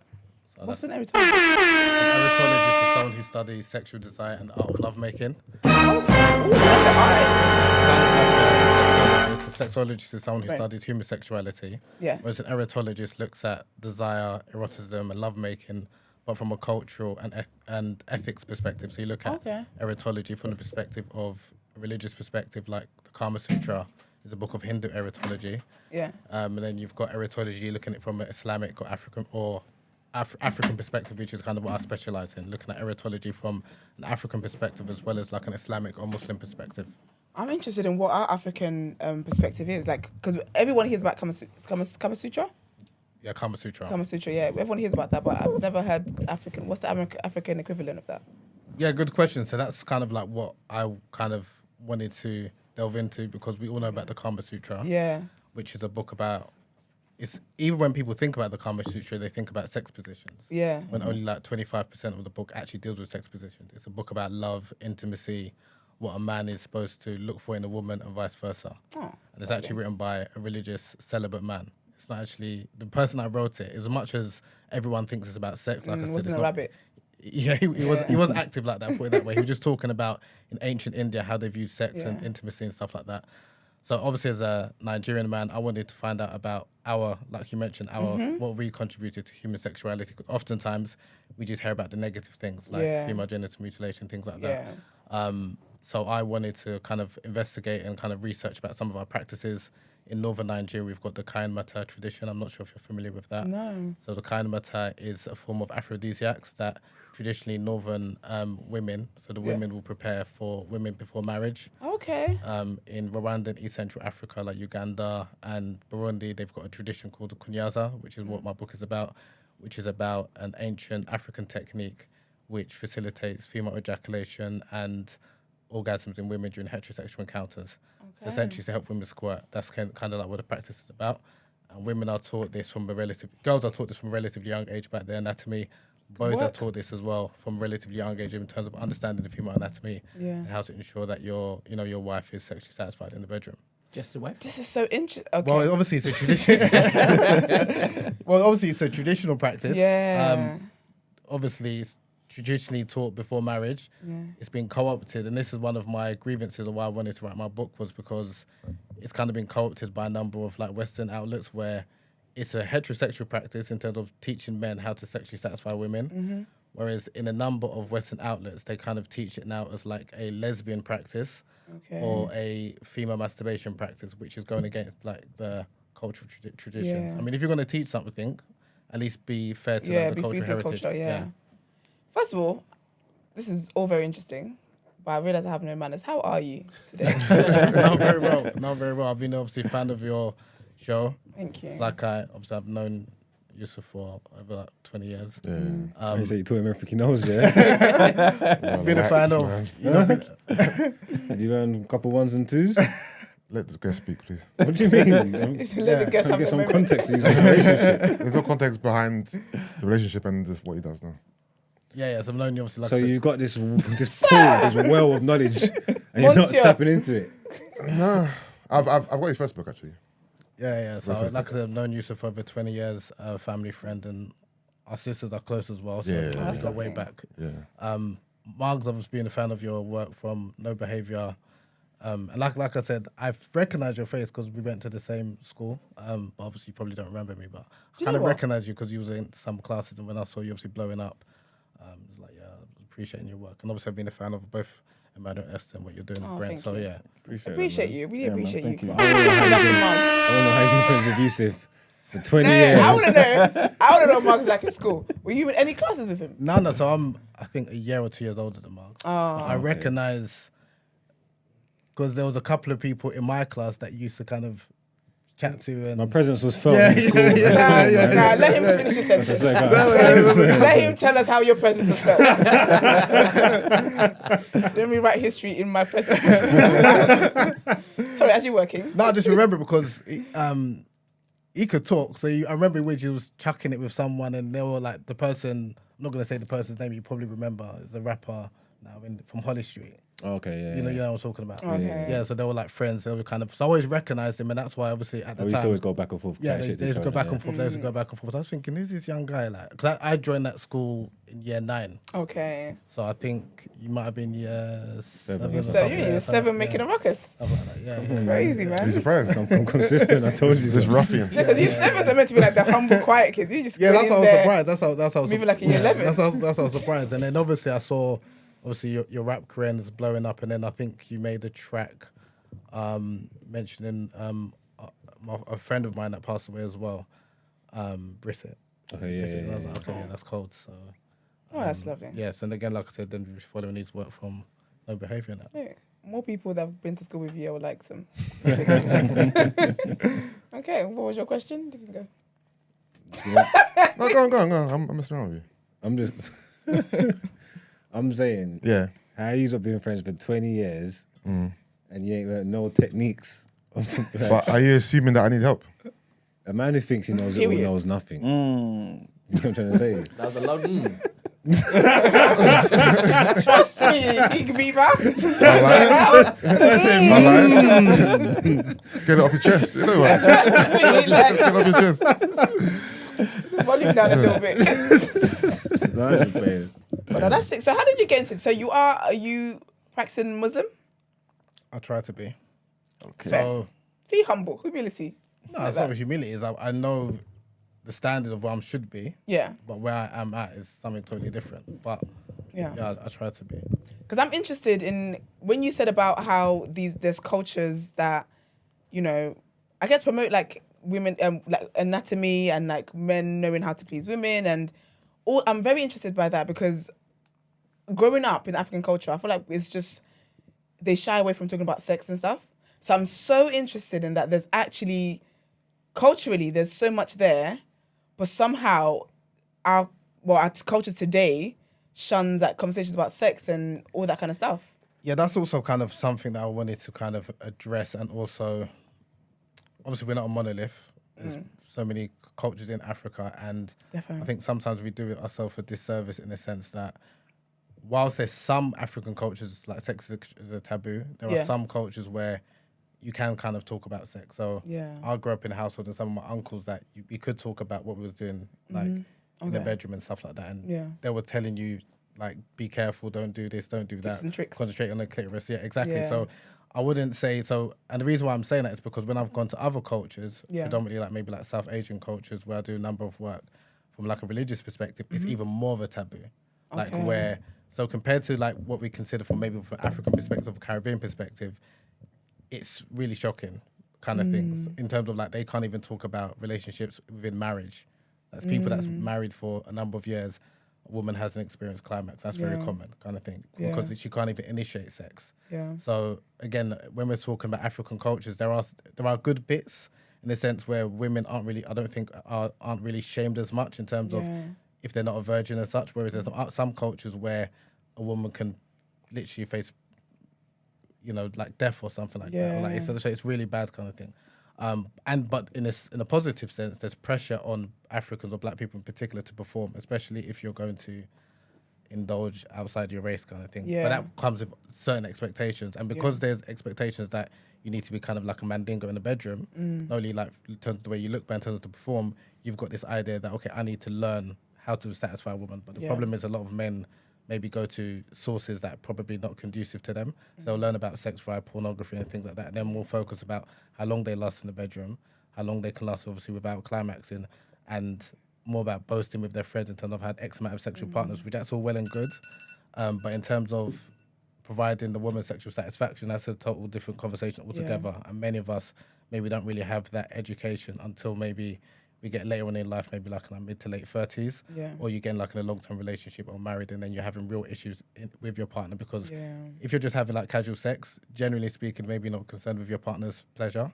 But obviously in a long-term relationship or marriage, and then your wife has maybe some issues, whether it's vaginismus, whether it's anorgasmia, whether it's clitoridemia, all of these are real issues. Yeah. If you haven't got the space to kind of have that conversation or find out who can help me, then obviously where you're gonna kind of go to. So again, there's a lot of there's a knowledge gap because again, I mainly focus on sexual pleasure and female orgasm and squirting rather than sex because everyone can have sex. It doesn't take. It's not difficult to have sex, but in terms of how to facilitate environment. Squirt guru, you know what I'm saying? No, because that was your calling in life. That's just the path you chose. Yeah, You said, okay. no, I hear it. No, we need to get into how we got here. Let's talk about because squirting, right? So obviously in the West, there's a lot of shame and stigma towards squirting, where it's seen as, urine and like people kind of say that it Because I thought doesn't it was exist. 50% pee. I'm coming to. Whereas in parts of the world, like in Rwanda and East Central Africa, it's normalized, where it's expected for a woman to squirt. Okay. So like that's where the whole kunyaza tradition came from. That you're not a man unless your woman squirts in the bedroom, like your wife squirts. So it's a total different mindset kind of thing. So and also the reason why a lot of women don't get to that point where they gush fluid is because they don't allow themselves to. So if you're raised in a culture where you're shamed about squirting or female ejaculating, however you want to call it, you're not going to allow yourself to get there. Preaching it. I've been telling the guy. I've been telling the guy. So if a woman let yourself go, Rigo. if a woman really no, doesn't man. get, You know what? This good guess, man. This guy, sex. Talk up the things. Talk up the things. So Esther, don't look at me like that. I have nothing to say to you. That's not a Okay, damn say thing. It's just hair. I just do hairs from now on. You know he wishes at the soundboard so bad. Man slapped the table. Keep it. Silly. Oh, yeah, sorry. Carry on. Yeah, so it's just trying to like make, especially like I said, in the Western context, where we look at we're very sexually liberated and free and stuff. A lot of us aren't. So that's why, like I said, it's interesting. Like you've got a practice like kunyaza where it's a total opposite, where it's turned on its head, where they embrace squirting or female ejaculation, however you want to call it, and like I said, the onus is on men to ensure that That happens. that happens, kind of thing, and there's no pressure placed on the woman. Now, one of the issues with like the kunyaza tradition or culture in the Western context is now squirting has become like the goal of sex, and I'm not trying to make it the goal. If you can squirt, great. If you don't squirt, that's fine. The most important thing is female pleasure. Yeah. As long as you're satisfied, that's the most important thing. But like I said, there's a lot of pressure now that people place on themselves to squirt, and then also with men as well, because some men have some insecurities. Squirting is seen like a form of sexual applause. Like if I can make her squirt, then I've done a good job, because we know that a lot of women fake orgasms as well. So again, so for some men, they're kind of now seeing it as, I just want to know these tricks in order to do a good job, kind of thing. So it's trying to understand not only just like, I want people to appreciate the culture behind it and the women who are known as sengers who teach the practice, because like I said, with Kama Sutra, like, I think somewhat bastardized by the West. I don't kind of really want that to happen with like some of our cultural practices, whether it's kunyaza or kalamata. So how did you get into this? Like, what was it that inspired you wanting to get this knowledge and look into research all these things and then. Before you answer that, can every girl squirt? I believe so. Yes. I believe so, but a lot of women don't allow themselves to get there. Okay. And Scientifically. a lot of women, and Biology, studies, they can all do it. yeah, and a lot of women, the studies that have shown this, that when they're about to, so a lot of women, when they're about to, like, for example, climax or squirt, they feel like they feel, it's a similar feelings when you're going to urinate. So You a feel lot like of you're women, gonna you'll pee. find they'll say, Yeah. stop, I need to go and use the bathroom, because they don't allow themselves to get there. And if, obviously, for example, you've seen with a man. That's a word. Preach on it. Yeah, if you've got a man or a previous partner who's kind of made them feel a type of way, they're not going to allow themselves to get there. So that's why it's helping women understand their bodies, and you can let yourself go like fully, kind of thing. So that's why. And even if you mentioned, I think the studies is 50% or something. Yes, I thought it was. If No, you- I didn't know that was the actual study. I just always heard it's like 50% Yeah. pee. No, so if you actually look at the studies, there hasn't been one major scientific study that's been carried out Yeah. on squirting. There's been about Okay. 4, one in France, one in Czech Republic, one in Japan last year, and then there's a recent one in Sweden. Now, if you actually look at the statistics or the numbers behind it, the one in France, which is often quoted, they only tested 5 women. Sorry, Okay.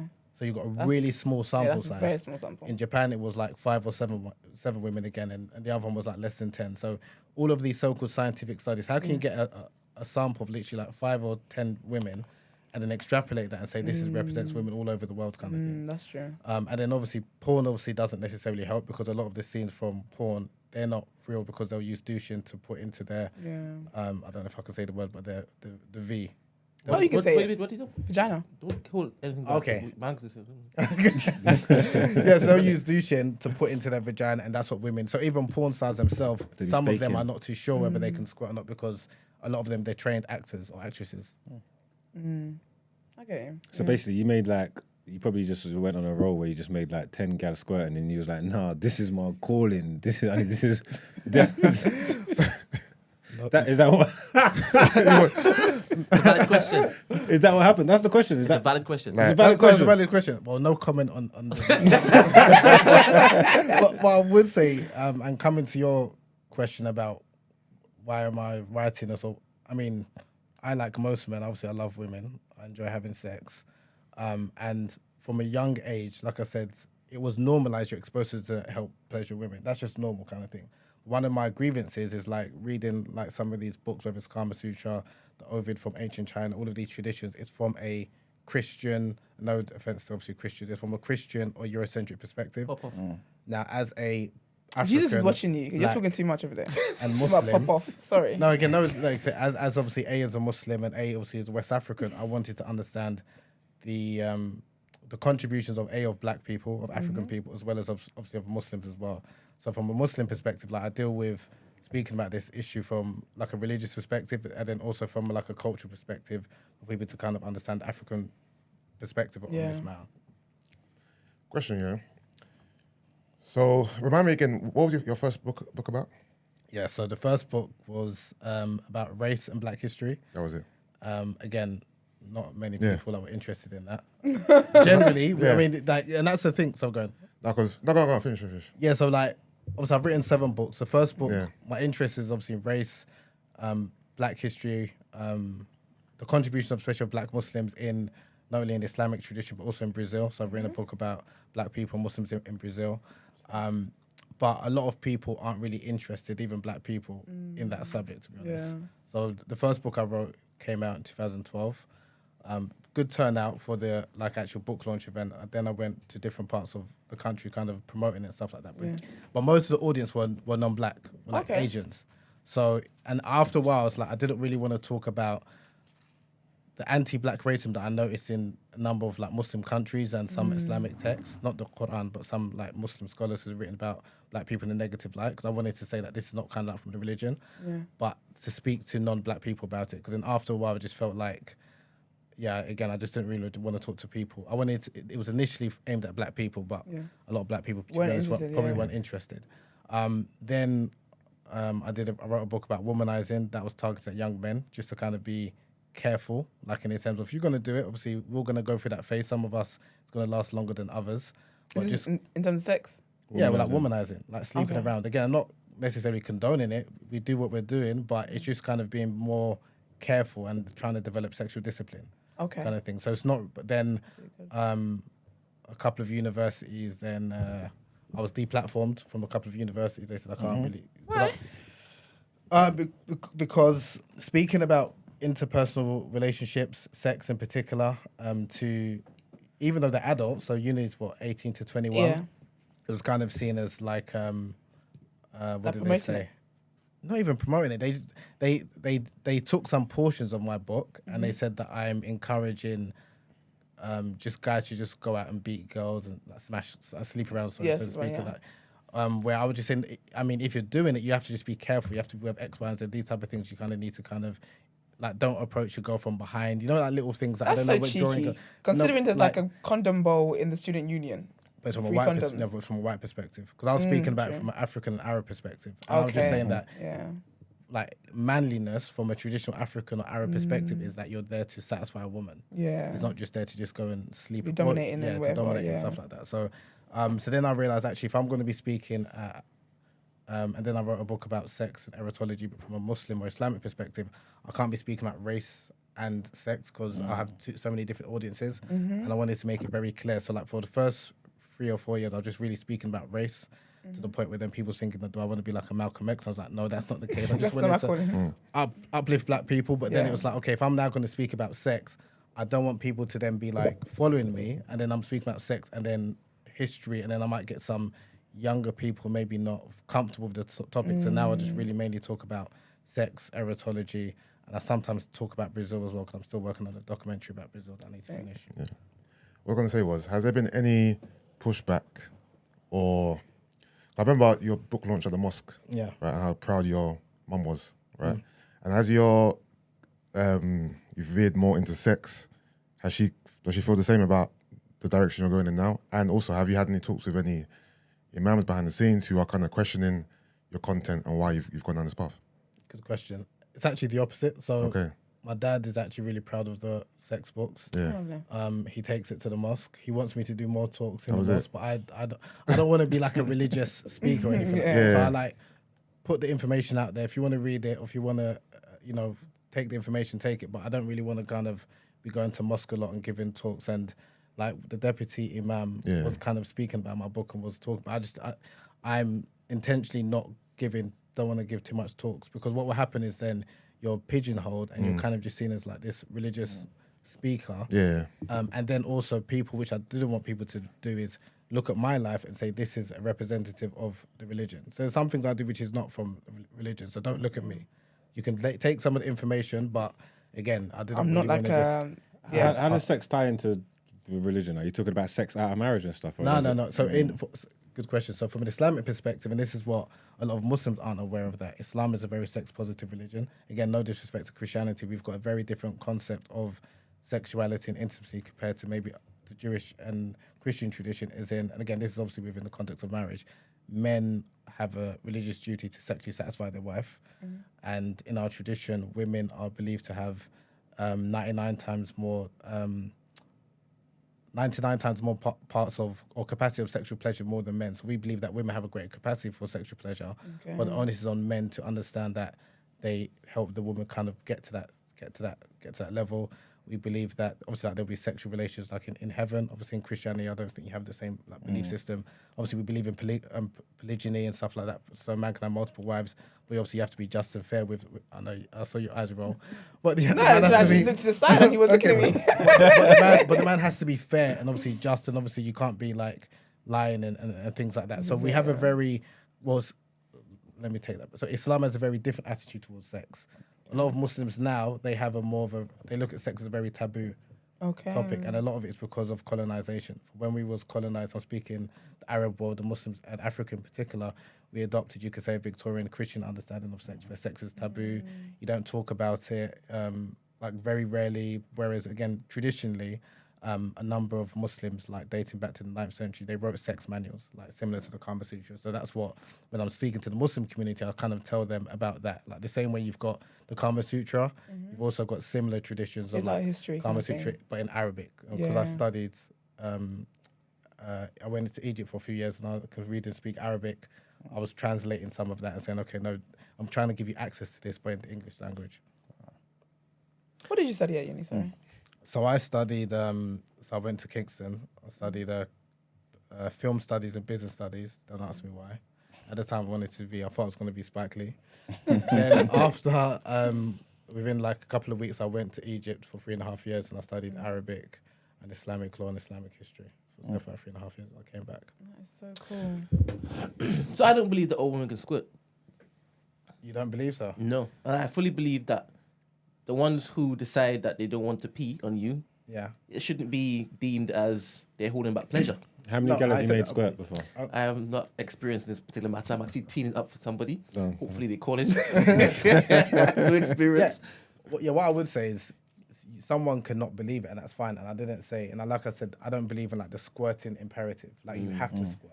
If a woman, but what I'm saying is there are many women who can squirt, and any man who's been with a woman or women who has squirted will know that it doesn't smell, look, or taste like pee. Serious? Yes.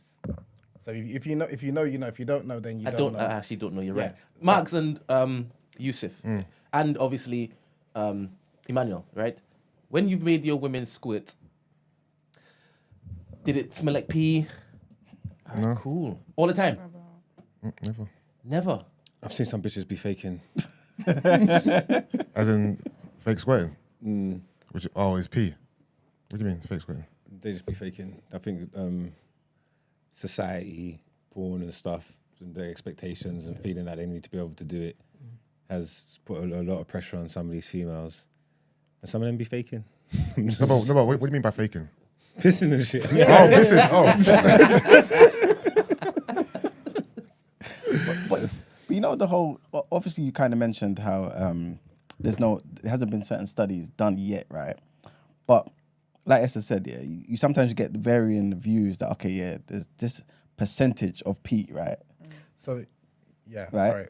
So would that percentage vary from woman to woman? And also, would it be down to like other things as well, like that could affect that? Yeah, you know what I mean? Yeah, so the studies, when you actually look at it, so there's one of the studies said that it's diluted urine.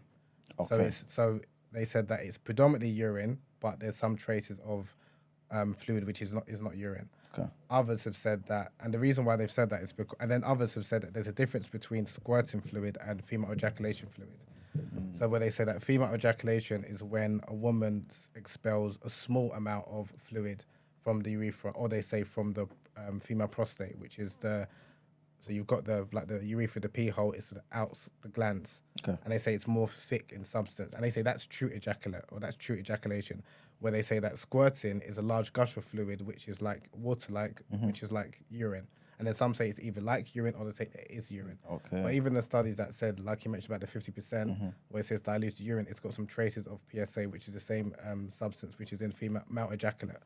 And my issue is that we don't say when a man has pre-cum or ejaculate, we don't question that, but for some reason with women's sexual experiences or women's fluids, everything is questioned. And again, the whole idea is not that every woman has to squirt, or again, I believe every woman has got the capacity, but it doesn't mean every woman will.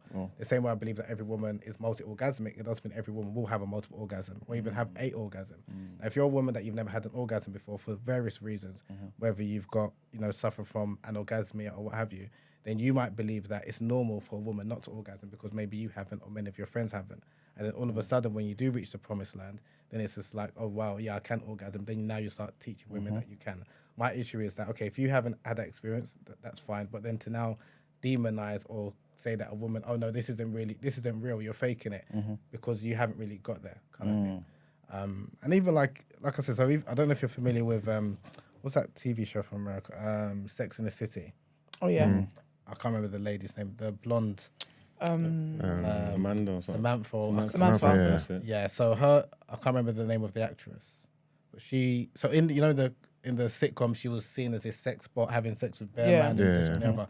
She even said it was only until her early 40s she actually Sarah had an Jessica orgasm. Parker. So that would have bugged No, me. not that one. That's No, the that main one. one. Kim Cattrall. Kim Cattrall, that's it. Yeah. It was not until her early to mid 40s she realized actually she could have an orgasm because and she was playing a lie, like she even said it on the show. Yeah. Now she even said up until like she actually had the real orgasm, she realized actually women could have it because she believed up until that point because she was struggling that no woman could have an orgasm. And it was just something that women just lie and things like that. So that's why again my thing is if you haven't experienced something to say that no one else has experienced it. I don't think that's kind of like fair. And again, it's just something that maybe, and I'm not saying you have to experience it. I'm not saying it's a be on end all, but at least allow the possibility for it to happen. Yeah. Is it a different type of orgasm than the other? No, squirting is a different sensation from orgasm. An orgasm is not squirting. So, or female ejaculation, an orgasm. Oh, so the squirting stuff, does it bring pleasure? No, an orgasm, or whether you want to call it sexual climax, that's like the height of pleasure, right? But you can squirt or ejaculate without having an orgasm or vice versa. So they're not the same.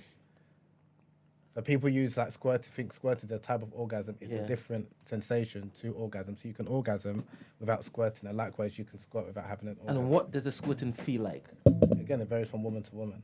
But some women, it feels like they say it's like a superpower. It's like they feel like they're in heaven. Some women feel like it's just a release. Some So women it could be feel even more ashamed. euphoric than a normal orgasm. It can be, but again, it depends on how you feel. Like if, for example, you've been conditioned to believe that this is urine, and you're with a partner, and he's like, "Oh, what have you done to me? You're pissing on me."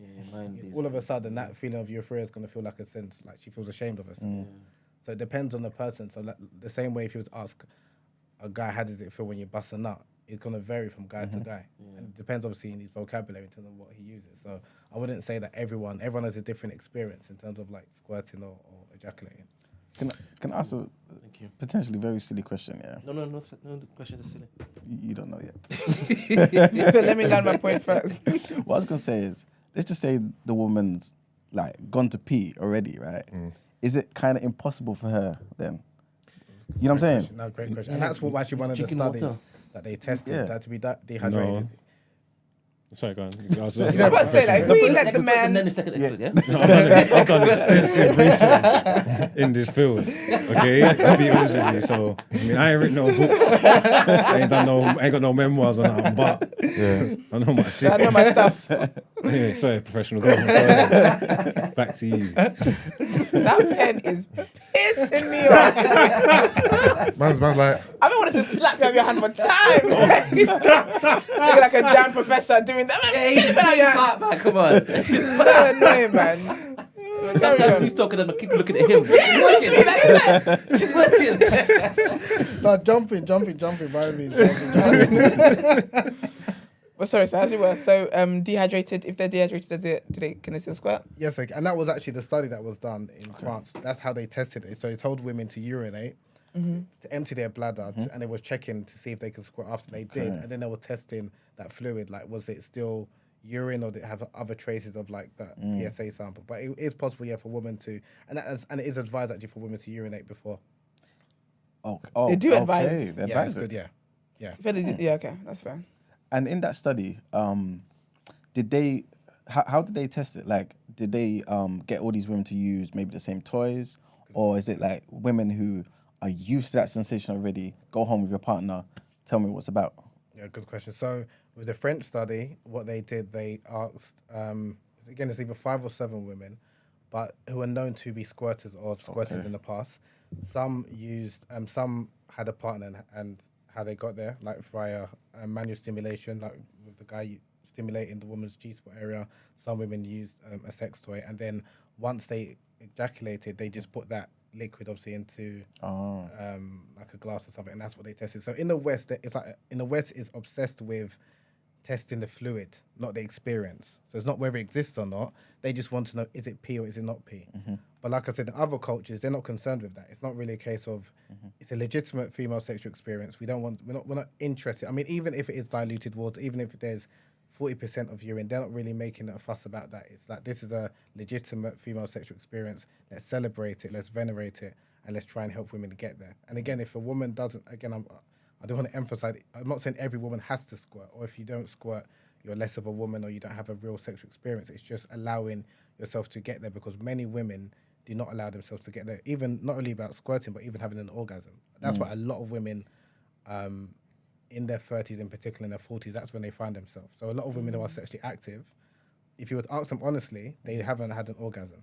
A lot of women that have been sexually active had multiple partners, but when they, and I've even had women that are known personally, or women that I've gone to university with, have come and reached out to me and told me this later on, and I was quite surprised, because I know that they were active, but again, maybe they didn't feel comfortable with their respective partners and stuff like that. So it's just trying to kind of eradicate that shame and let women kind of, like Mark said earlier, just let go. How has this all changed your sex life and how women approach you? No comments. Obviously, no. So on the serious note, obviously, because I'm in my late 40s now, Yeah. late 30s, sorry. So I'm not as wild as I used to be. Mm. And my reputation is more important than anything else. So Yeah. I'm not out here. Conducting live research. Yeah. I mean, I do get some funny messages, Yeah. but I've got more things that I need to kind of look after that I wouldn't jeopardize my reputation and what I've built to kind of like. When you're doing your reads and that, or having seminars and that, when you finish, do you always see like the odd lady just floating around with her book signing, just like just twiddling there? Yeah, I'm like, do you get women Private who sessions. are essentially requesting your help, but from you? Yeah. But from you, Right? yeah. From yeah, you? but yeah. that, yeah. Okay. But I don't. Again, it's like for me, I look at it like it's a honey trap. Yeah. I've been involved in a couple of honey traps when I was younger, and when you're 18, 19, getting involved in that, it's totally different to now when you're late 30s. Yeah, of and course. you've got a lot to lose, kind of thing. So for me, What's a it's honey like trap? a honey trap is when a woman will use her beauty, shall we say, to entice you, and then maybe she's either using that to get so you can get robbed. So like like when like the film. Oh, they set you up kind of setting thing. you up, Okay. yeah, kind of thing like that. So not that I don't trust women, but there's a number of women I don't trust. Yeah. But So so what? Most time, do you think it's a honey trap, or do you think? some is curious. Some of it is even like I've had requests where people asking if I can make videos and something. I'm not about that. The reality is, The OnlyFans. they see you as an expert, right? So Yeah, they want the expertise from the man himself. Yeah, but again, it's just like there's some things, and I think this is more of a Western approach because you can teach without giving live physical This is it, demonstrations. yeah. Do you understand? How? They just want you. Because some people, they say that I can show you, but I can Yeah, tell you. there's some that do that. There are some, and that's another thing again, because if you're looking at your reputation and stuff, yeah, you might have fun in inverted commas for like 1 or 2, 3 years, but it'll catch up with you, kind of things. You understand? So there are a number of like nefarious sex educators, ex-coaches, and that's why I prefer to use educate instead of a coach, because a coach is kind of like someone who maybe kind of showed you physically, and I'd let people know like there's some people that's come to my workshops and think it's going to be nude. I'm like, no, it's not nude, fully clothed. Even when I'm doing demonstrations like with a puppet to show the anatomy. I'm Yeah. not going out and asking women to spread their like. Yeah. And I know there's some women that are interested in that, but This class is again, for the. there's other people that do that. So do if you that, want yeah. that content, you can go to someone else. But I'm not really about that. So this is the interesting part for me. Oh. Sorry, I used to go. Didn't you have a show or talks with Vida Guerrera at one point? Ovida Guerra, Vida she's- Guerra? yeah. Who's this? She's like a old school video vixen. Oh, serious? Like Yeah. Any tidbits from that? What was that about? Yeah, so she actually, she's a friend. She helped. Friend.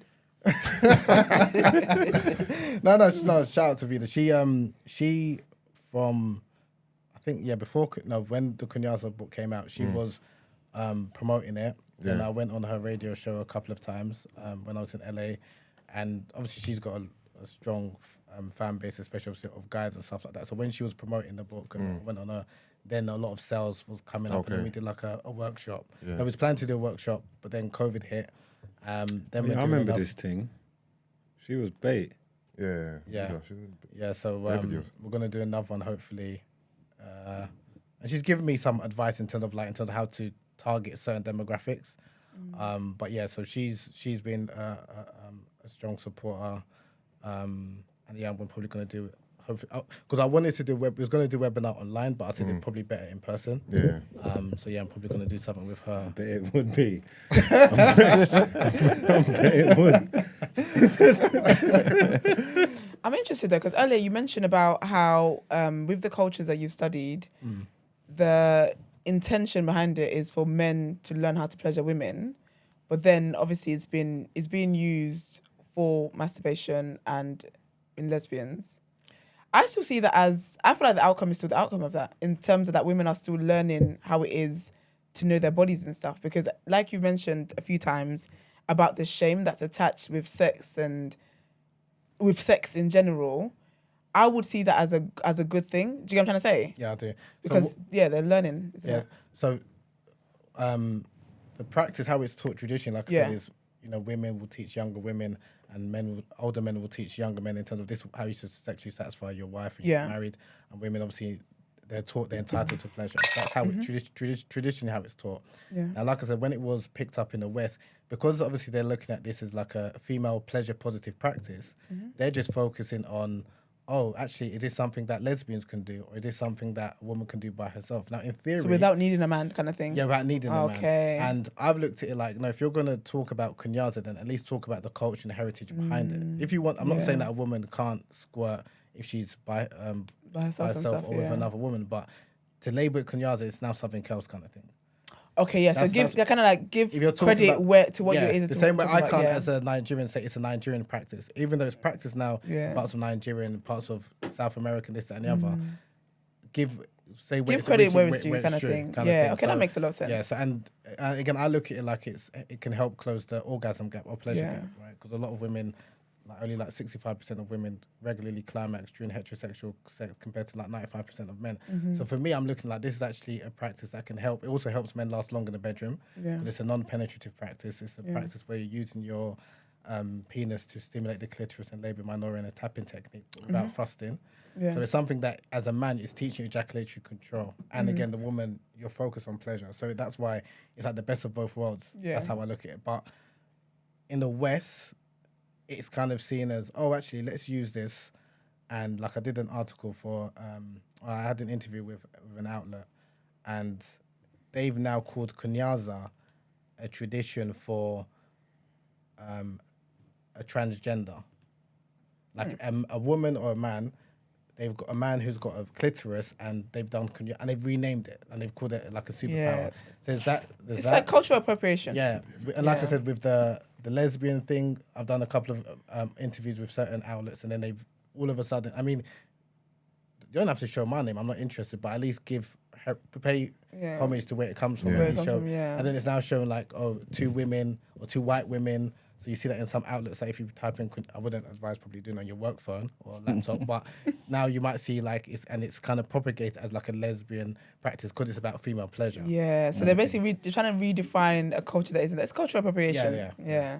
I might have missed it, but Makes sense. can you give us a step by step of what kunyaza is and how to perform it?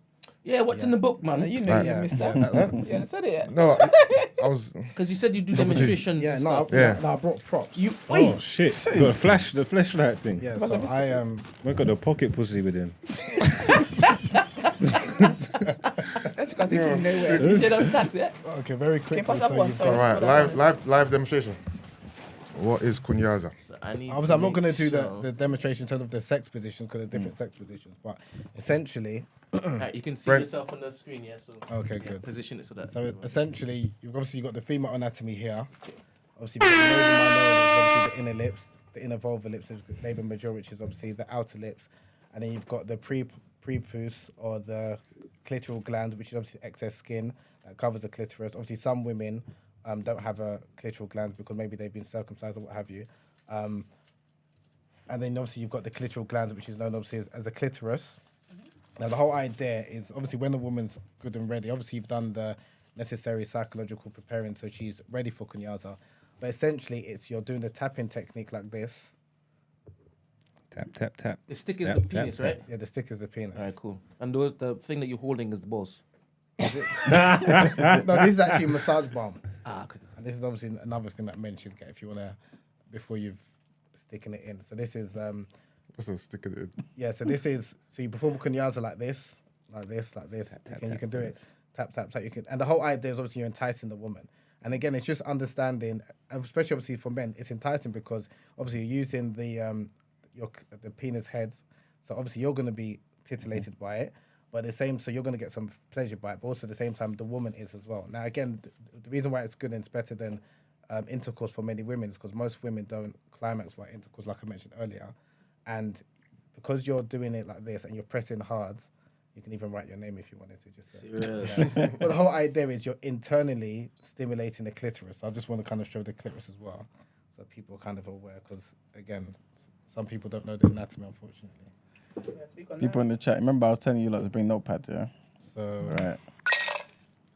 I got this made by a lady in Germany, and I wanted her to prepare. Wait, is that her mold? brown. No, it's not her mold. Well, no, I was gonna say, what made you pick her? What made you No, made you go with that verse? no, it's not her mold. I'm not Wait, saying his how do you mold. know it's not her mold? I don't know. Actually, you're right. I don't know whose mold it is. Alright, Put it big that up the way. lady from Yeah. Germany, yeah. Just- But I intentionally wanted it to be of like a dark skin tone, because if you look at a lot of the demonstrations and stuff, even when I was writing my first book, I couldn't find like a black or dark brown skin tone to represent a black woman kind of thing. So again, here obviously you've got the more real life like anatomy. The reason why I like this version as opposed to this is because it looks somewhat Playish. perfect looking, Okay. as in it's symmetrical. When most women's lips doesn't look like this, and it's perfectly fine. So obviously we know that most women obviously it's asymmetrical, the lips, and obviously you've got the clitoral glands here, but the actual clitoris is this big. I don't know if you can see that. It's actually it's far bigger than the nub. So the actual nub is just a clitoral gland in and of itself. So even if a woman, and I'm not endorsing female genital cutting or anything like that, but even if a woman has been circumcised or experienced FGM, she can still experience pleasure because the internal clitoris still remains intact. So when you're stimulating the clitoris or stimulating the vulva here or in the lips, you're indirectly stimulating the clitoris because the clitoris sits behind here. So this is, again, it's all part of understanding the body. And again, even if you were to ask a woman how she, generally how most women masturbate, they'll masturbate externally. They don't masturbate internally. But obviously, when we're young, especially when you're first getting into sexual activity with a woman, when you're fingering, you're just thinking about inserting, and that is not really going to help a woman get to pleasure. So likewise, like intercourse, even if you're lasting 45 minutes just humping away, yeah, it might be good for you and you might find it enjoyable, but a lot of women don't climax that way because most of them, they need clitoral stimulation, like I said. So if you're like, just understand it from a biological perspective. If you're going like this, you're only indirectly stimulating the bulbs of the clitoris. And that's not going to be as much pleasure if you were like pressing and stimulating against like external clitoris, which is indirectly stimulating the clitoral legs. It's gone all quiet all of a sudden. I thought you were about to ask something.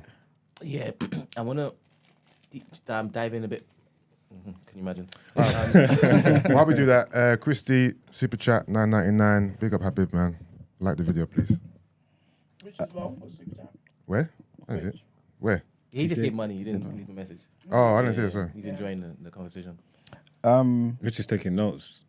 He don't even need none, but he's taking more notes. Rich, you gonna learn. You're How do you know that? gonna learn something today. Huh? I don't know, he doesn't need notes.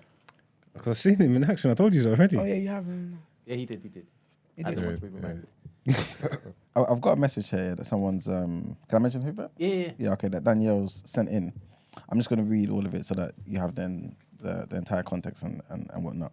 It says here that you glorify certain African cultures that appear to put female pleasure as important as part of the wedding day, right? How true is this in reality? There are African cultures where plants and other intravaginal desiccants are used to minimize vaginal secretions because it's believed that dry, tight, and heated vagina increases sensation for the man during intercourse, right? Women in many African cultures, particularly the most religious ones where women are seen as lesser, and I find it very hard to believe that in most instances men aren't focused on their own pleasure and couldn't care less about the woman's. They care about having babies. That's my opinion, but we need to stop taking one positive aspect of the culture. So basically, her question is basically, how true is this in reality? Is this one thing that you've kind of isolated that, you know what I mean, from African culture? Yeah, great question. Again, so that's I think it's a negative thing. Like if it's, like looking at women as men's plaything and it's all about women just being vessels of procreation. Right? But that's a African culture or some African cultures. I'm speaking about a positive aspect. And again, like I mentioned earlier, Africa, we've got many cultures, many countries. And I'm saying that the same way, if I, for example, I were to mention, I don't know what, like Miami, a lot of positive things come to people's mind. Or maybe like South America or like Brazil. But there's also negative parts about those parts of the world. Now, my issue is that as Africans, why is it we always focus? And I'm not saying that we shouldn't speak about the negative. So I do work about trying to eradicate female genital mutilation and things like that. But I'm saying there's also a time and place. But if always when we think about Africa, it's always about the negative things. Even as African people or even black people, we're not going to grow up with a sense of self-esteem or feeling that we're proud of our culture, because it's always negative thing that's coming out of it. Now, what the questioner asks is true. There are some African cultures where they do put certain things in the vagina. There are certain practices, and I do touch that in my book. Like there's a practice called labor elongation, or Bakuna, where it is believed that a woman with a longer lips is more beautiful. Right, so they, from a relatively young age, they teach women to elongate their lips because that's seen as also more attractive. Now, again, I'm not from that culture, and it's not even really for me to say that's Right or wrong. That's right or wrong. That's just their beauty preference. In the Western world, we have people who prefer like a Barbie-like doll, where a woman doesn't have any lips, so much so that women undergo labiaplasty to cut off their lips, so it looks like they haven't got anything. Do you understand? So it's just understand there's beauty preferences and cultural preferences. Of course, obviously, anything done to a child, I'm not promoting that. But I'm just trying to help people understand different cultures have different ways of viewing things. So we've got our beauty standards, not only in terms of skin tone, but in terms of genital appearance. Other cultures have their own, and I think first and foremost is trying to understand what their culture is and how they view things, and then you can then maybe try to educate them. But coming with like a Western imperialist perspective and trying to say this is wrong, that's right, you should be like, you know, that's what I'm kind of trying to help people understand. That was actually. No, sorry. Go on. You just show you want me to go. Let me go because off the back of something you said earlier. With Kazuya, how long does it have to last for? Kunyaza. Sorry, what did I say? Kazuya. That's the character from Yeah, that's what I was thinking. from Street Fighter. Sorry.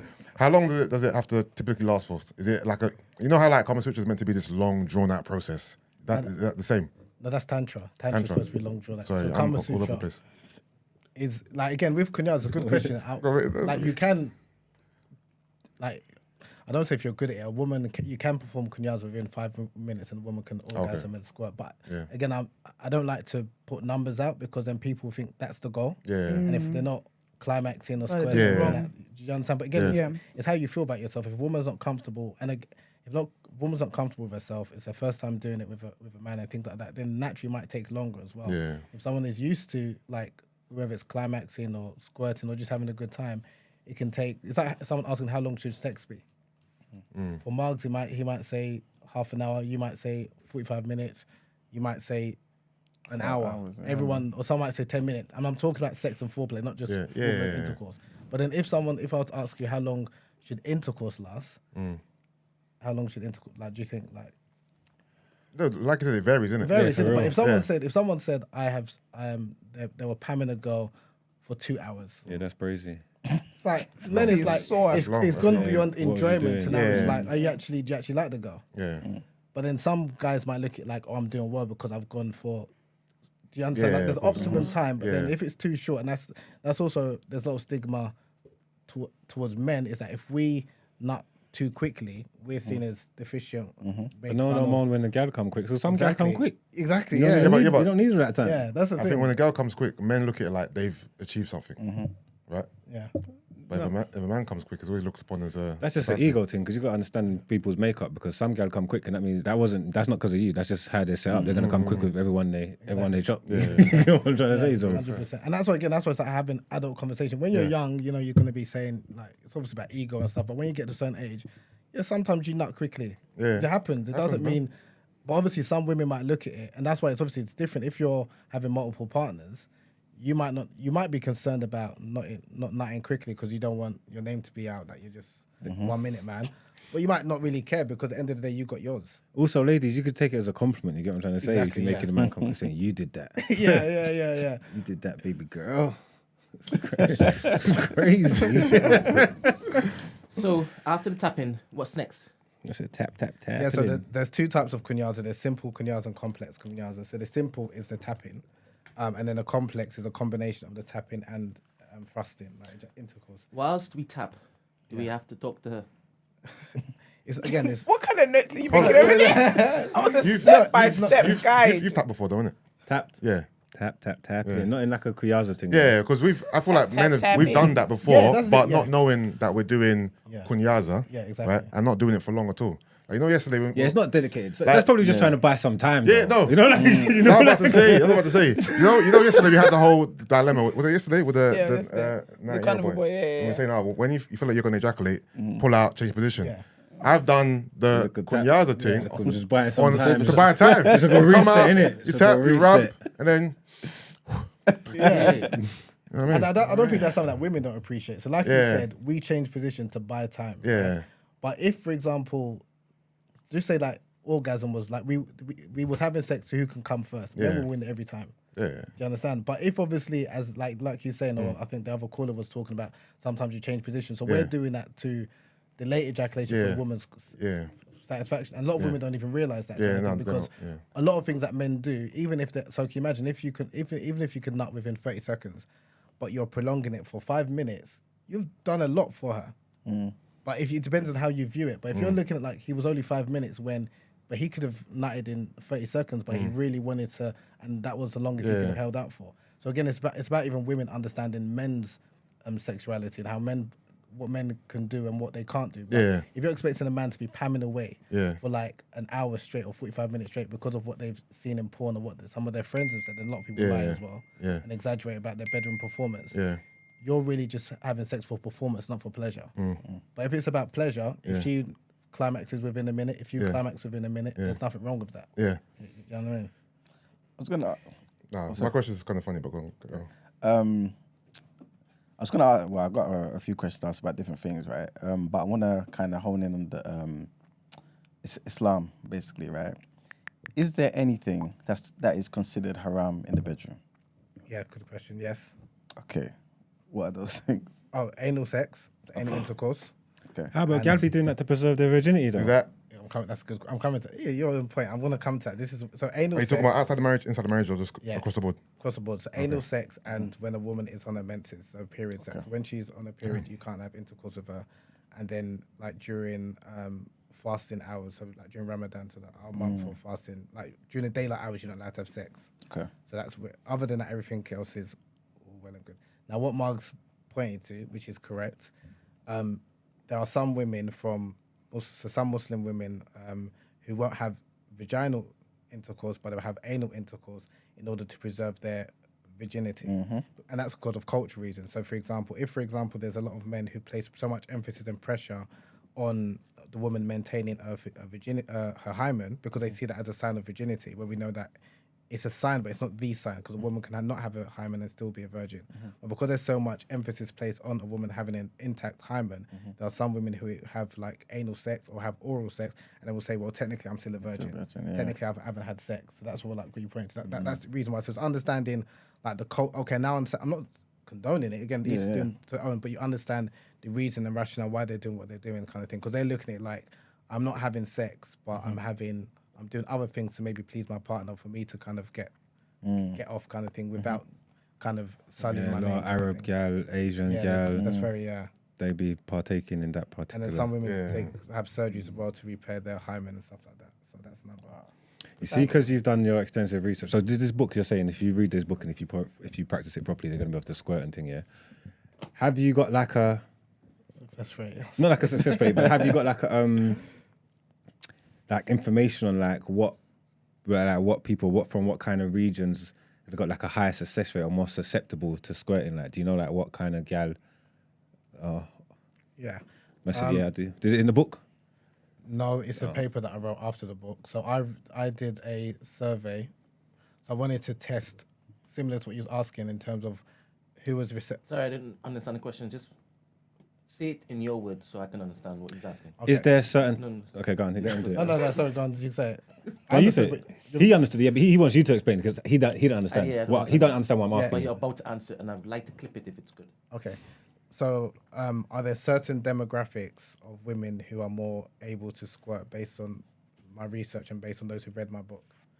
So I did a survey after my book was published in 2018. I think it was around 2020, 2019, where some readers, who people obviously who read my book or were following my page, I wanted to do like a survey to say that, okay, how have you found the experience? Again, it was obviously anonymous. Have you found the experience? Was it able to squirt?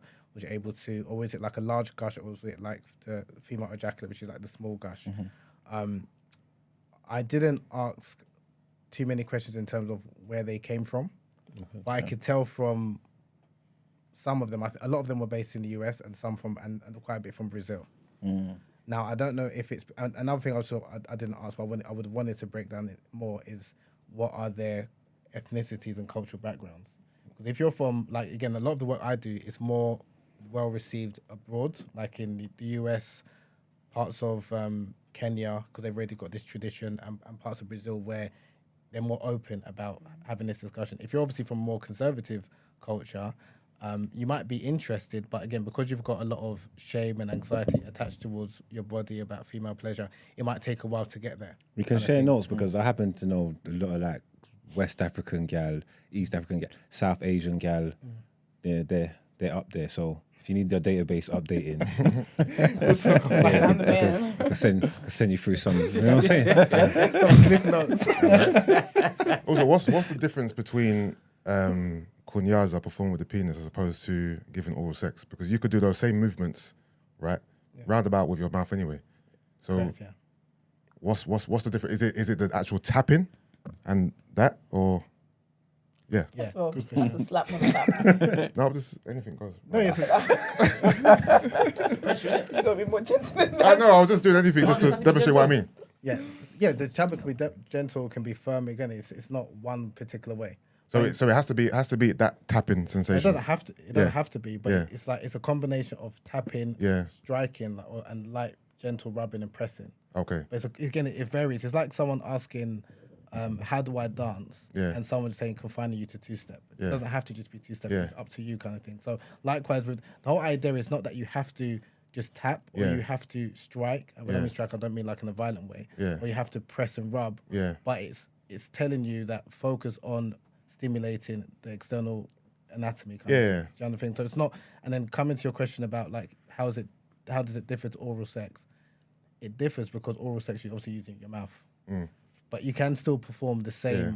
But what I mean is you're performing the same action Yeah, with a exactly, different part of yeah. your body. Yeah, the same way you can So do it. if you tapped or applied that same pressure with your tongue Yeah. during oral sex, it's the same as... Yes, it's the same. The same way Yeah. you can use your hand, your finger. Yeah. But the difference, obviously, with kunyaza is because it's bringing both the man and the woman together. Okay. Because if you're performing oral sex, Yeah. I mean, I love oral sex, but some people don't like oral sex. Yeah, I get you right? now. So if you don't like it, you, especially as a man, you're doing all of this to please. Yeah, your with missus. this is Whereas with kunyaza, you're combination. getting something. And that's why I think it's good. combination. Yeah, it's a combination. So both people hopefully will go. So someone has asked, You guys know it. they love how it is you communicate. They love the language that you're using to describe and explain all of this. They would like to know if it is that your book is an audible. No, it's not. I don't really have You're missing out, chick. What they're Yeah, saying is that they probably, need to hear you reading the book. No, I don't. Yeah, to be honest, I don't really like talking too much. And because I don't want to be like the face of squirting or face of kunyaza and stuff like that. This is too late. Like, the face of squirting is wild. So like, I like, and that's what I preferred, and I wanted to document, and that's another reason why I wrote the book, was because when I came across this practice, I saw some articles and stuff written about it, but I didn't see any book in English. There was a book in French, a book in German, and I thought, okay, it'd be good to kind of preserve the heritage, because like we were speaking earlier, we don't know much about African cultures, but they're different African cultures, but a lot of our cultures are preserved orally. So because if you're not from that neck of the woods, so to speak, you might not have heard about it, and you might think, oh, in Africa we don't have anything, but we've got a lot of things. And that's a kind of I wanted to kind of bring to light that it's not just kunyaza. We've got Kayana Matala, I mentioned earlier. We've got Kuzomba, which is obviously essential dance, and again that's kind of been co-opted by the West, where it's essential dance that a man can dance with his wife, his girlfriend, or even his mother. But how it's been co-opted in the West is just like it's a sexy dance. So that's like another example of like if we don't, as Black people, kind of document our own culture or heritage and history, someone's going to do it for us. And again, they're always going to be looking at it from, oh, this is like interesting and not really going to understand and respect it, kind of thing. So, but no, I haven't done an audio book, and I've got no plans. Just to clarify, what's your book called? Kunyaza, The Secret to Female Pleasure. Okay. I was going to ask you, because you mentioned anorgasmia, right? I think I was watching a video of yours where you talked about the 4 different types. 4, right? Situational, partial, and the other 2, right? Does it matter? It may seem like a bit of a silly Where's question. anorgasmia? Huh? What's anorgasmia? Oh, you want to explain? As anorgasmia is the inability to climax after sufficient sexual stimulation, Okay. or finding it very difficult. So you can be obviously stimulating or having sex with a woman and she can't climax. Oh, so it's not our fault. Yeah, enough gal got that. Enough gal got that. So Yeah, go on. exactly. No, trust me. Trust me. It's different time. Yeah. But I wanted to kind of talk about like the use of toys and all that type of stuff. Yeah. Do you feel like is there an issue if, for example, the woman can only climax from toys, but not from obviously the presence of a man type thing? Do you feel like mentally men should kind of consider that, or is that more so just ego? No, that's a good question. That's not. Be careful how I phrase it. It's a problem, but that's an issue, shall we say? So like you mentioned, like the 4 types of anorgasmy. You've got primary, secondary, general, and situational. So primary anorgasmy is when a woman has never been able to orgasm before, irrespective of how many sexual partners or sex toys she uses. Mm-hmm. Secondary anorgasmy is when a woman has been able to orgasm sometime before in the past, or maybe several times, but now for whatever reason she can't orgasm. Okay. And that might be because of certain events that's happened in her life, or whatever. So that's why now she's anorgasmic. And then there's general anorgasm is when you can climax via any type of form of stimulation, whether it's intercourse, manual stimulation, sex toys, what have you. And then there's situational anorgasm, which is what you're referring to, is when, and this is very common, where a woman can orgasm via masturbation or self-pleasure or sex toys, but she can't orgasm when she's with a man or during intercourse. So that's very common. And again, it's not that every woman has to be, should be able to climax in all situations. If some situations she's able to climax more than others, that's fine. But then it's also for the man to understand what works for her. Like if, for example, like intercourse doesn't work for her like it doesn't for most women, then manual stimulation, use your fingers, use your tongue, perform kunyaza, find out what works for her. One of the issues I'm having is that with the sex toy, again, if one wants to use a sex toy, it's fine, but a number of women have become somewhat dependent on sex toys where they feel like because it always works for them and it's relatively easy, a woman can get to where she needs to get to within a short period of time. It's like, yeah, I'll use the man for comfort, for intimacy, but in terms of helping me get there, he's useless. And that some it might be because of lack of communication. Like she hasn't actually, and some men are impatient, some men are lazy, and some men don't know about, not only about the female anatomy, they don't know about women's sexual response cycle. And so again, because you've got all of this data of you've had so many sexual partners and this has worked for you, you're going into the bedroom thinking, now this is going to work for her. And if it doesn't, you think that she's got the problem. But it might be that, no, you've got the problem. So maybe that you're not. So how would you feel if you was going to have sex with a girl or having sex with a girl and then she wanted to get her sex toys involved like simultaneously?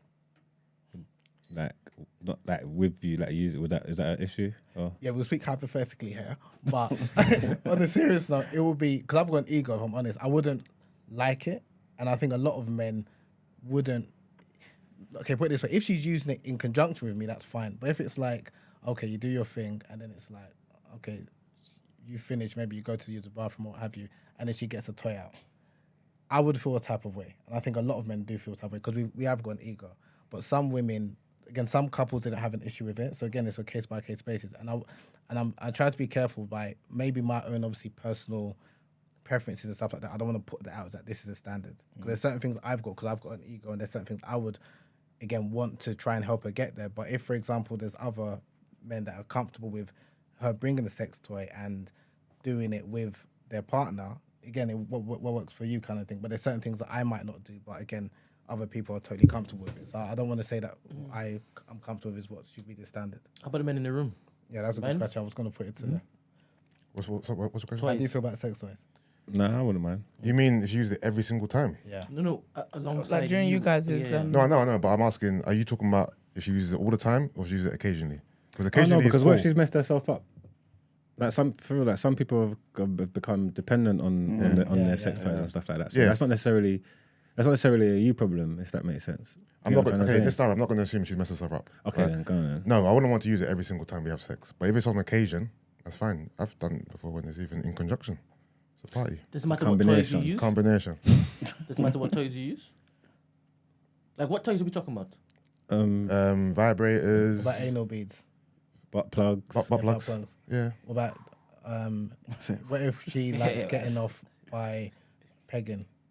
Sorry, Pegging who? Hell no. Sorry, Pegging what? you. Hell no. That's not what we was talking about. Wait, No, repeat it. I said, what if she It's gets not- off by pegging? Nah. That's what I'm saying. Everyone's got. That's what I'm saying. Yeah, no, Everyone has everyone got their threshold. That's But the threshold. I'm not She even can't say like- that's what she gets off No, on. some women get off No, like that. of course you can. Yeah, That's some- crazy. Like, you could get off on your own thing. Like, I'm trying to say that. How can? I thought you were a well-travelled man. Yeah, but Wait, they ain't traveled those do you, roads. That's what I'm do you saying. know what pegging is? But he's a well-travelled man. But do you know what pegging is Bagger though? experienced. Where's the pen's gone? Yeah. He said, I mean, that's Wait, just to clarify, he's getting fucked. He's getting fucked in the bum. That's what pegging is. Yeah, and there's just no need for that. Like, obviously, the toys are like for you. Like, do you get what I'm trying to say? that's my Like, point. There's a line. Yeah, there's a line. Like Yeah, everyone's yeah, got a line. yeah, so yeah, like, yeah. yeah, and there's some people that pegging is now the new thing, and that's being pushed a lot, especially in mainstream. That's kind of like seen as, and it's where men, if you're not comfortable with it, now you're seen as something's wrong with you. You're not open, and it's just like no, it's like there's certain things. I've got my, you know, some men it's pegging, some men it's even sex toys, some men it's anal butt plugs, whatever you want to call it. But everyone has got a line. I think that should kind of be respected, kind of thing. So Yeah. 100%. Do you feel like I'm toys? not for pegging. Just All right.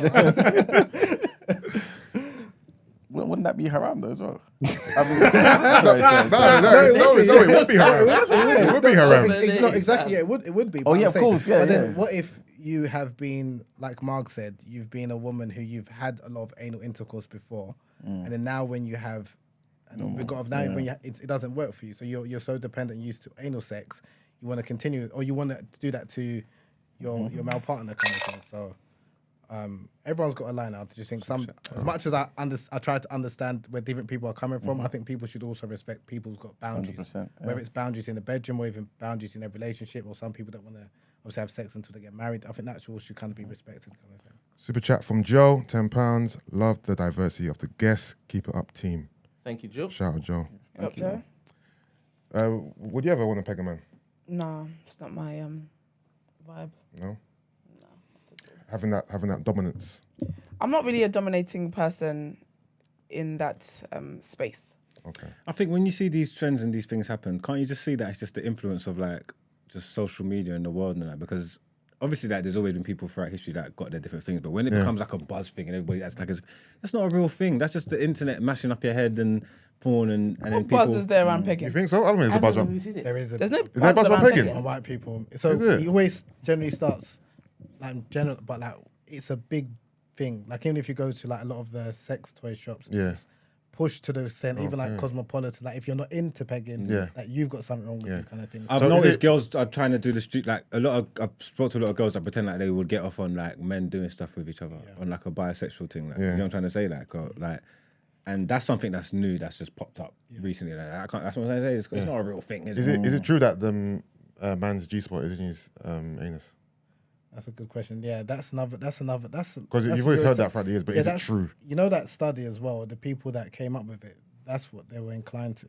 Yeah. That's why. I mean, I haven't gone down there, and I'm not going to explore that personally, and I don't believe it. But when you look at the people that came up with that study, they like anal sex. Do you understand? Yeah. So So it's a sometimes narrative. people, so Yeah, that's why push even a when you look narrative. at some of the studies, that even when the whole idea of when the whole idea of sexual orientation was developed, and how we're allegedly in all these different like 1 to 7 type of categories, and Alfred Kinsey, when he developed it, he liked those type of activities. So that's why it's always, I always ask people to question the source. So if you've got someone who likes those type of, now they want to, and even a lot of the studies he carried out was with people that were in prison.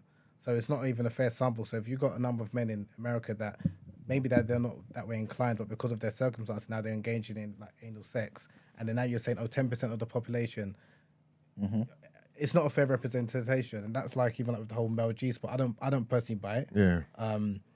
And even like the whole G spot as well, it's like that's named after a German man. So even I just think even as a woman, your G spot. German. your body parts, a lot of Yeah. the body parts of a woman is named after white European men. Okay. So that's something. Oh, is it? Yeah. So the Grafenberg's, the G spot named after Ernest Grafenberg, who's a gynecologist. James Douglas, what's it called? The Douglas pouch or something. Then there's the what is it called again? There's like about 8, and I actually had a post about this about a couple of months ago.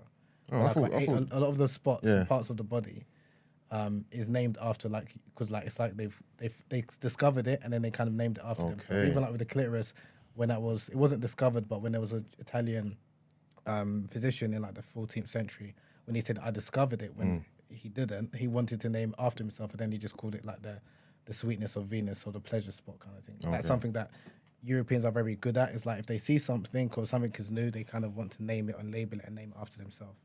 Back to the G spot. Is it because you don't believe in it and you don't like that practice as to why it is that you haven't done enough studies to find out whether it's true or not? Are we talking about the male G spot or the female G The spot? male G spot. Yeah, I'm not interested in anything. Like I'm not interested in like my focus is female sexuality and closing the pleasure gap between men and women. So anything outside of that remit, I don't look into it. So It's only because a man in the chat said he sees you as like the wisest guy in the world. So once you just said, nah, I don't believe in that. No, he just said, I knew it was fake. no, I personally don't. I personally don't believe in it. But that's also shaped by my biases. I don't go. I'm not in. No, I'm being honest. I'm not object. I don't. And that's another thing. This whole idea that if you study something or you're like objective. No, everyone is culturally has got their biases. So because I'm not interested in anal sex, both from religious and cultural reasons, it's not something that I would ever look into. Do you understand? But if it does exist, like there's some people who do get off by anal intercourse, but that's because something that I'm not interested in. I don't see a need for me to research it. It's not to say that it doesn't exist, but again, there's some people that get off by having relations with animals. This is it. Does that mean that all in because the some mind. people get That's off, a bestiality, you know? Yeah, bestiality. Because some people get off of it doesn't mean that we need to do studies and say, oh shit, 20% of the population actually really enjoy it, so therefore we should kind of like promote it. So yeah, What, is that real numbers? no, I'm just saying. See? that. That's what I'm saying. I'm just saying. It's Even dicey. like even with the numbers, again, it's like, and it's the media is very good at showing these statistics. But when you actually look at the sample size, it might be like 10 people, 20 people in one part of the world, and then that's projected like this is the sample. Back in your wild days, did you participate in anal sex? No, You've never done it? no, So you don't know what you're missing. I don't need to know. Expert number 2? You're talking about giving it to No, a you're girl. talking about you having you, Both, yeah. Yeah, not Yeah, you it's receiving. always I'm thinking seen of as pegging. something that I just don't. Yeah, you weren't talking about pegging. Yeah, no, yeah, even going, yeah, I just don't go there. Okay. Yeah, so that's not something. I mean, I don't know. You can talk about your experiences. please. If women enjoy It's not it, anything. You know, I haven't done it Women enough to even experiences, have a. missing I've done it a few times. Instead of Nothing. handful of times. Less than a handful, you know. like, is it more pleasurable thrice. than the front? Maybe like twice in my life. Is it more pleasurable than the front? Not particularly, no. So if it's not, yeah, is it more pleasurable than the front? I don't know. You went to the wrong person, man. That's why for me, if it's not more pleasurable than the front, Yeah. right?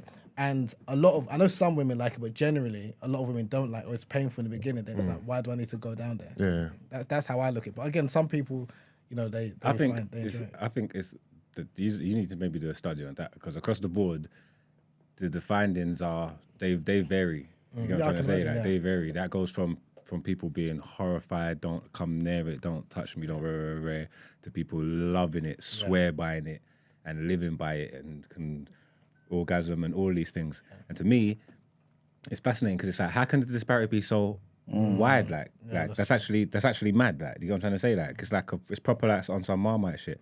And I just think for any man that does it, again, I just think porn and internet and TV's mashed up their heads, because there's no reason for you to like want to do that. It's just like, unless you just feel like you're doing something taboo in it, you just want to do something that's maybe seen as dirty or whatever, and you be getting off on that. You get me? I ain't got no problems doing it, but for me, it would have to be because the person likes it. Yeah. Because then, when you're doing them other things, you're finding yourself in situations where you're making a girl have anal sex and she doesn't enjoy it, or she doesn't want that kind of thing, and that's all scary territory. That's all crazy. Yeah. Like, you know what I'm trying to say? Like, so it's like, if the person doesn't like it, why on earth would you even want to do it? They're saying that you're afraid to like it.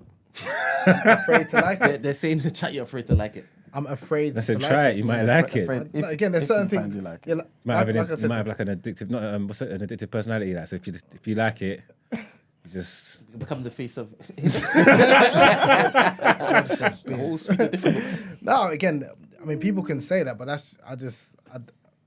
got no interest in it, so I don't think I'm missing out. And again, those who do it and they find it, I think like what Mark said, if you're doing it because your partner enjoys it and you enjoy it, then that's something totally different. But if you're doing it because it's like the new thing and it's like something that you need to try, but your partner doesn't like it, then for me it's like, why are you doing it? But I think some people are put under pressure because they feel that they have to do it because it's the new thing. The same way, like back in the day now, like oral sex was seen as very taboo. Yeah. Now it's become somewhat accepted. Now it's like analingus is now the thing. Like, do you understand? So, Jeez. I like that word. What does it mean? Eating ass. you know, so- Serious, that's why I like the word. That's why you like the word. Yeah. yeah. It's so so dumb. familiar.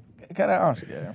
Like, do you feel, you know how people say like film is kind of just an expression of reality, right? Watching movies and stuff.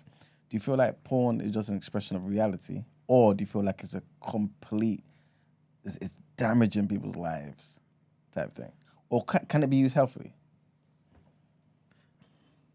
That's a judgment call. That's like your, Okay. the reason why, like, there's some people. I think some people go to one extremes or the other. Like to say that it's completely, it's not real, and a number of people against porn will kind of say that.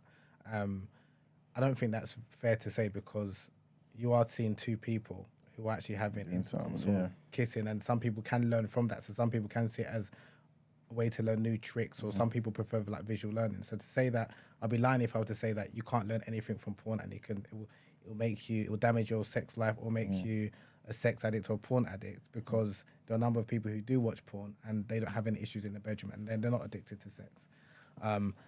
And then the other side, is it completely unhealthy? Yeah, there's a lot of people that it has, and Miles alluded to that earlier, has damaged a lot of people's perception of sex, about women. So there is a lot of, there's probably more harm than good.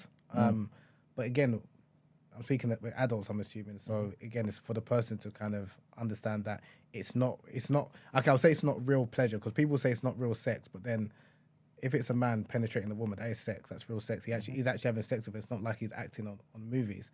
But in terms of understanding female pleasure and women's sexual response cycle and stuff like that, it's not real, because a lot of those women are faking it.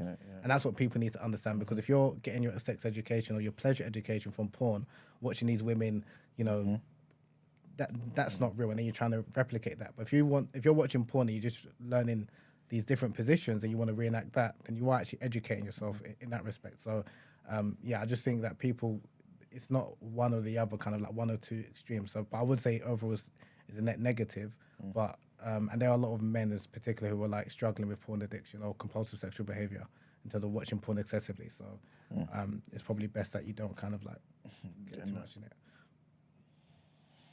All right. But I killed the mood. I was like, No, I'm just thinking, man. Yes. You got a lot of pushback from your Muslim community. Yeah, somewhat. Has it gotten like sickening? Not really. I mean, I'm quite thick-skinned, so my work and my books are not for everyone. So if it's not for you, don't read it. You don't have to watch it. And there's some people who there's pushback because they haven't read the book or don't really know what I'm talking about, or don't understand what I'm talking about, or they're not aware of the rich tradition in the Muslim world, again, prior to colonization, where there was a number of Muslim scholars who were writing about sex and intimacy in a very frank manner. And that's something that, again, a lot of them, and again, when we're speaking about the Muslim community, similar to speaking about Africa, is very diverse. So amongst Africans or Black Americans, it's more accepted, or they're more open to kind of hear the conversation, whereas amongst South Asian, shall we say, is a bit more, people are more reluctant, and especially amongst the men, whereas the women are a bit more forthcoming. So again, I'm also aware of that. So again, and some people, it takes time, kind of thing. But those same people will read, what's that book? The 50 Shades of Grey. And stuff like that. So that's why I'm just like, okay, you can read 50 Shades of Grey and you're comfortable with that.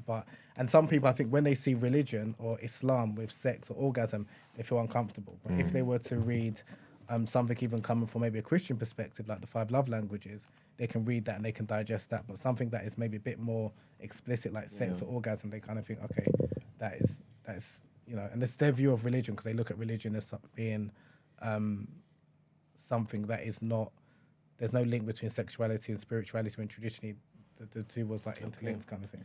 And the ratio of people who turn up to the workshops? Depends on the country, but in terms of men and women, yeah, so or others, workshops, it's like 80%, 70% women. Serious? Yeah, when I do lives as well, it's always predominantly women. Even though it was like written aimed at men, but with men, because some men obviously we've got ego, and I understand that, so we don't necessarily want to read books, but we'll take the information either by osmosis, either by what our friends say, or by watching porn, or by hearing things, or by messaging me after kind of thing. So I'm well aware, because again, you might not want to go into a room or like a workshop where you kind of it's like you're admitting that you want to learn about sex, because every man thinks that he's the master in the bedroom. So I'm well aware of that, but again, it's just being strategic in terms of how you're putting the information out there, because men are still receptive. They want to know. Like a lot of men suffer from erectile dysfunction, especially those of us who are in our late 30s going into our 40s. More higher rate, but we're not going to openly admit it. But how we get that, we might ask someone or someone who's struggling, or hear something on the TV, and that's where we get our information from. As it pertains to tantric sex and mixing it in with, because kunyaza, is that possible? Yeah, so tantric sex comes in different forms, but ultimately it's really about having sex but delaying orgasm. So you're just having long, slow, whether it's penetration or long, slow, whether it's like sensate focus or genital massaging the genital area kind of thing. So it's also it's that whole process is about focusing on pleasure rather than focusing on orgasm, because actually I shouldn't say orgasm, I should say ejaculation, because some men can orgasm without ejaculating, and vice versa, similar to women.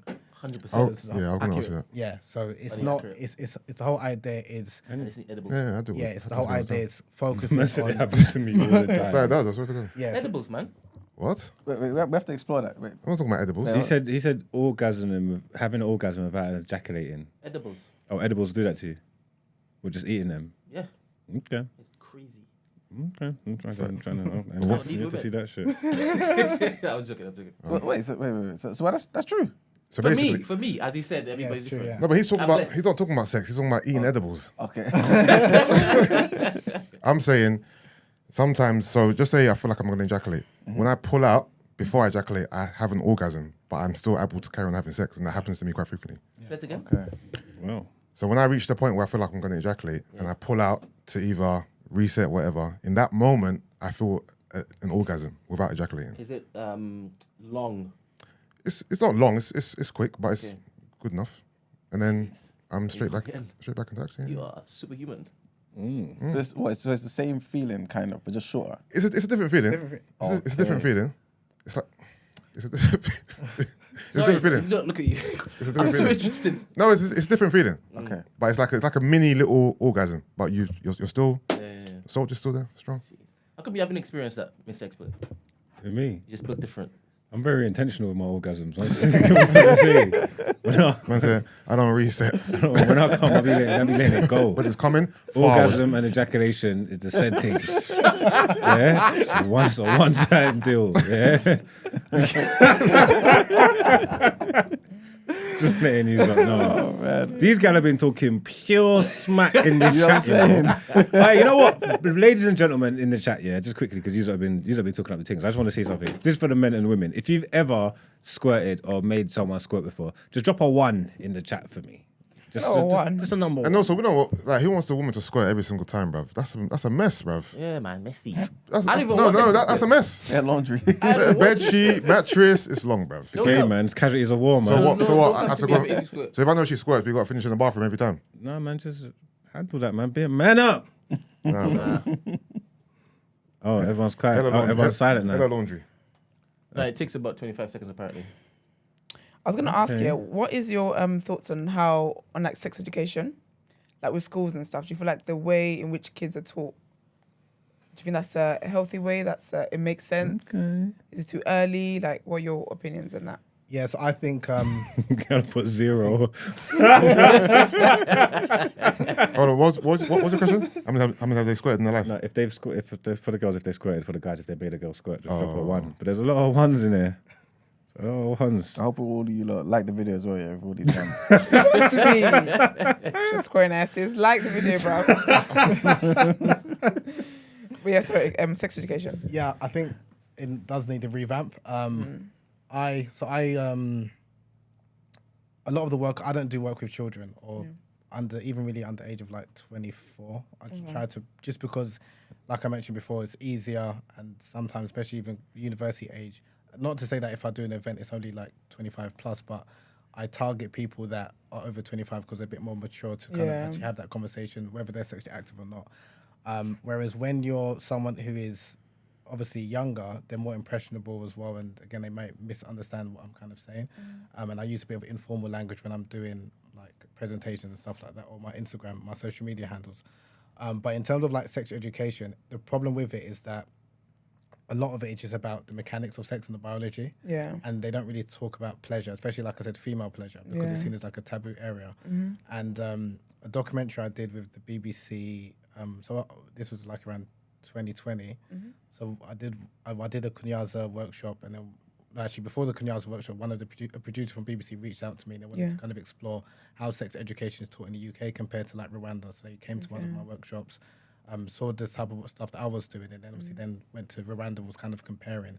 And the reason why they did that was because up until, again, I think it was September 2020 or 2021, pleasure, or female pleasure in particular, wasn't part of the syllabus. So they would teach about ejaculation because you need that for procreation. But because female pleasure or female orgasm is not necessary for a woman to have a baby, it's not included. It was left out, So that's why their whole approach of looking at sex is really just about procreation or STDs and sexual health kind of thing. So, and they don't really bring morals and ethics because they're looking at like, we're just giving facts, but you kind of do it. And I'm unapologetic in this. I do have my morals and I've got my values and stuff that does affect my work. But in the education system, they want to come across as they're completely objective. And they're not speaking. And that's one of the danger, because if they're speaking about certain sexual practices that you should refrain from, then that's a moral judgment kind of thing. But I definitely think it needs to be had. But maybe if it's not going to be the school, then it needs to be if it's not the parents, but their uncles or aunts or the wider community, because we're all going to be taught about sex indirectly or directly, even young people.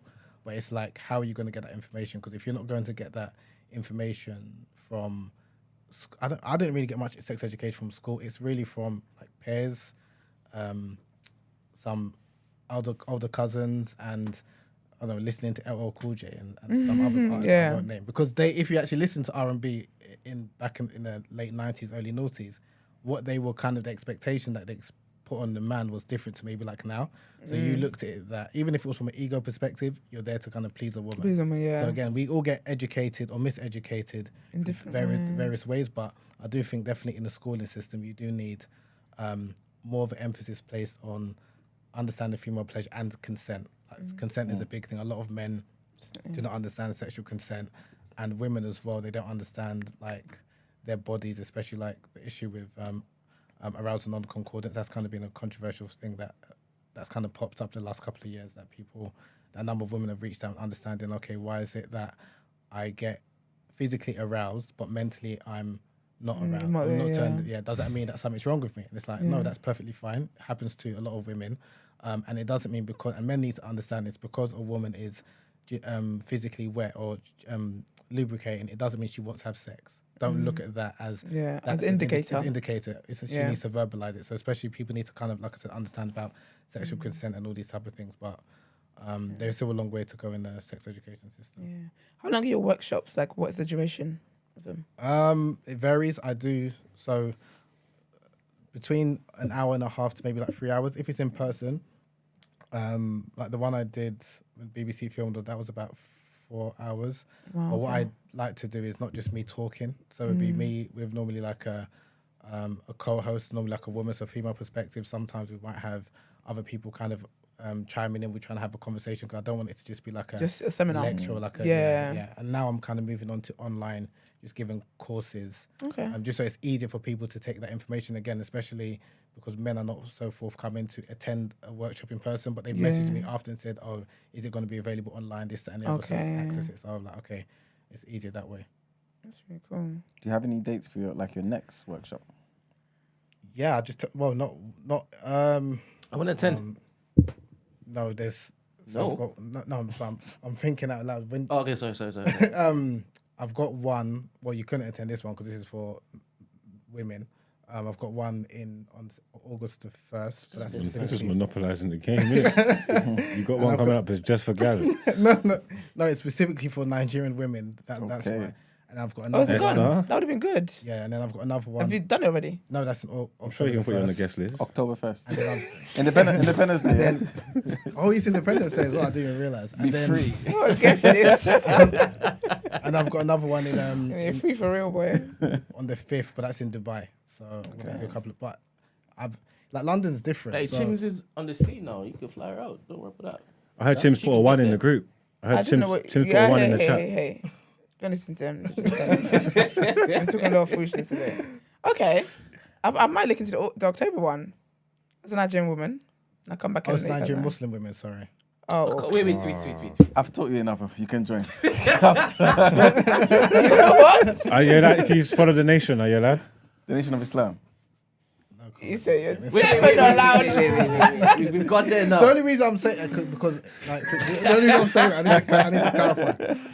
So, for example, if I'm speaking about something from like an Islamic perspective, because they're religious, Yeah. I'm going to speak from religious sources. Okay. Do you understand? That does So make it that's tricky, yeah. do you understand? It's not to say that if you're not a Muslim you can't attend, but Yeah. it's going to be like half of it. It's going to be like, what is this on about? If Why are it's- we speaking okay, something? yeah. Because there, if again, if you're coming from a religious background and you believe that all of this is like completely prohibited or women are just there for procreation, Mm-hmm. I need to go through like maybe like half an hour to understand from this religious sources and what scholars have said that no, you are entitled to pleasure Okay. within a religious tradition, and then it's going because that's with sex. A lot of it's in the mind, especially for a woman, especially when Yeah. we talk about climax. So if you're conditioned to believe that you're not entitled to pleasure, you're not deserving of pleasure. God doesn't want you to enjoy pleasure, obviously, with your husband and this, that, and the other.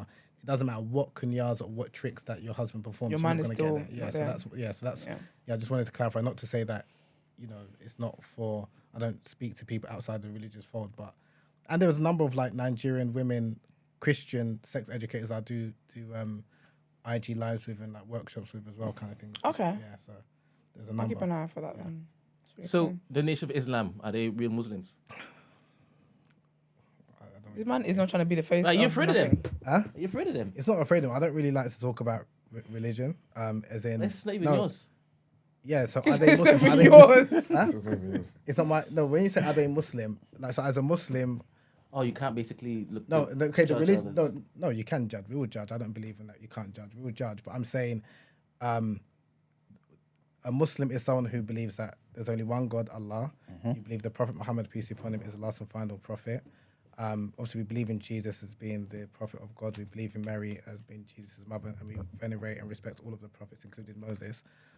Someone who comes after and claims that there was another prophet, or another messenger, or someone who claims a black man is God, when we don't believe God is a man, that contradicts the Islamic message. So how can you then be a Muslim? So you're saying no, they're not. It's self-contradiction. It's Plain and simple. it's plain and simple. Don't you need to say it.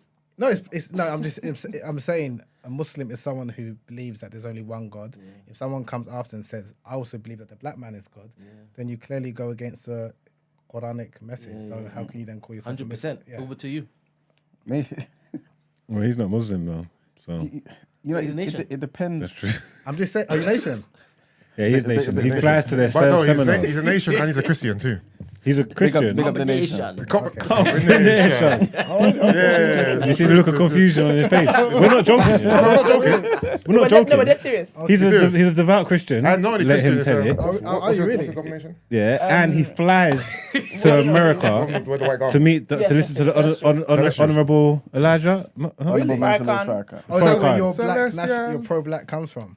Yeah, it's I a can big not- part of it. Yeah. I can see that in that because I not with the nation itself, but I can listen to and I've been inspired by some of their talks. The same way I can listen to Dr. Umar Johnson or Tariq Nasheed and what have you, but I don't adopt their theology kind of thing or their belief system. And I can see that, especially that was something that I was kind of irritated by. That I'm going to predominantly like maybe like an Asian mosque, and they're not really speaking up black issues. Exactly. Or you go to, and even my personal experience, being in Egypt, where black people are ridiculed, black people are considered as less than. So for me, it was like, is this what my religion is teaching? Or is Exactly. this something that's been perverted over the years? And that was why I wrote my first book, because I wanted to kind of clarify, this isn't what the religion teaches, but unfortunately, this is a problem within Muslim communities. And I can see why, because of the anti-blackness that does exist in Muslim communities, why someone can maybe, even or a Christian can maybe feel like, I feel more at home with the nation and stuff like that. So I understand, I do understand it, but I'm just talking about in terms of like the the theology and stuff. Yeah, what- 100%. Yes, yeah, I mean, because me personally, I believe that your religion should benefit you in the now, yeah. as much as the hereafter. But regarding what you were talking about the nation, yeah, I understand because like definitely the Orthodox view is that the nation are guilty of shirk, right? Which is What's that? for those that, yeah. So you can shirk explain. is to believe that there's another god with like the one god. So it's like Yeah. polytheism. So if you believe, like Muslims believe, or the Quran said there's only one god, and to assign any other partner or Exactly, with yeah. God, that's committing shirk, which is the worst and most unforgivable sin from Islamic perspective. So we have, and I think you spoke about this last week about the different types of sin, like in religion. So we believe obviously there's different types of sin, and I think someone was saying that in Christianity that God looks at sin as the same, but we don't necessarily believe that from an Islamic perspective. That there's different, like there's major sins, there's minor sins, and things like that. So So basically, like I was saying, I understand why people obviously see the nation as being guilty of shirk, but it's more so, it's taking time to understand the ideas, right? And more so, because no one in the nation believes that there's more than one God, right?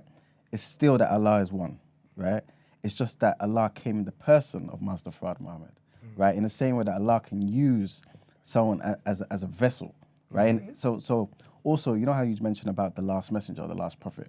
The nation doesn't call the Most Honorable Elijah Muhammad a prophet as such, but a messenger.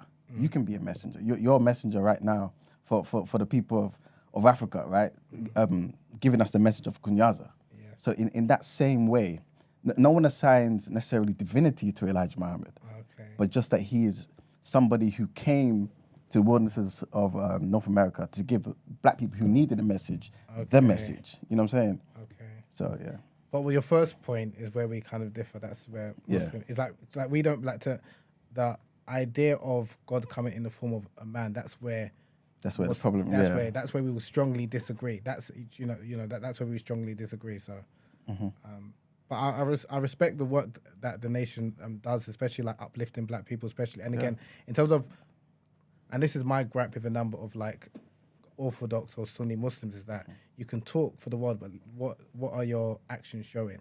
And again, especially if you're looking at, I'm not sure too much about this in the UK, but especially in America, what the nation have done in terms of helping black people, Thank you very and much. feeding people and uplifting, and even the transformation. Even if you look at Malcolm X, as much as everyone, Muslims will claim him now, but a lot of Exactly.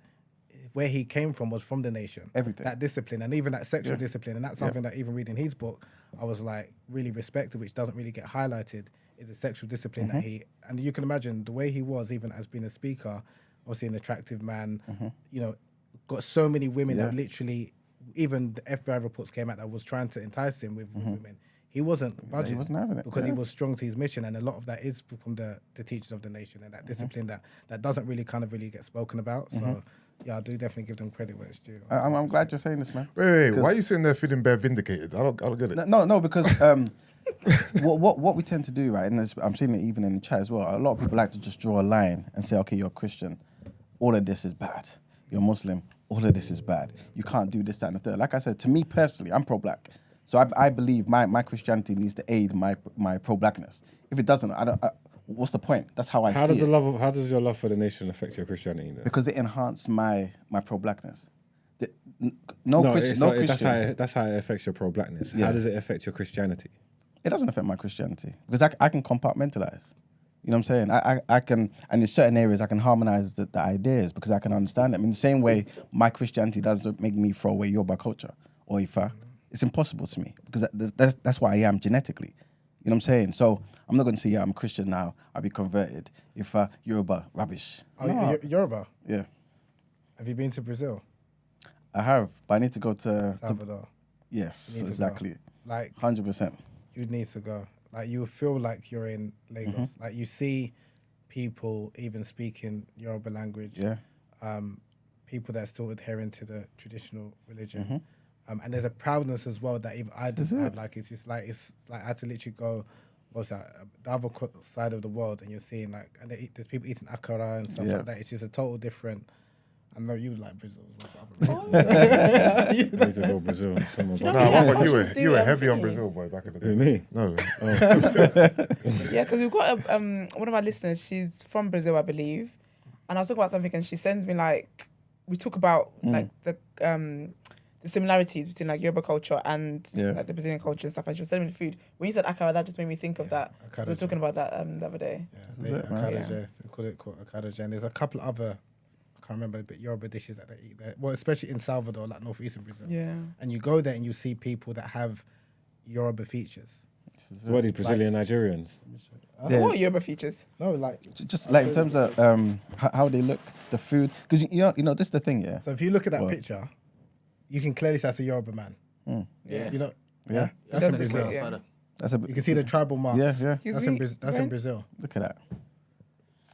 So like even going there, you'll see like that could be my uncle kind of thing. 100%. It's Yeah. just So he's not Nigerian man. he's in Brazil. It's enslaved Brazilian. Oh, is it? Yeah, this is in the 19th century. So like for me, So like, he's Nigerian then. yeah, Nigerian, but yeah.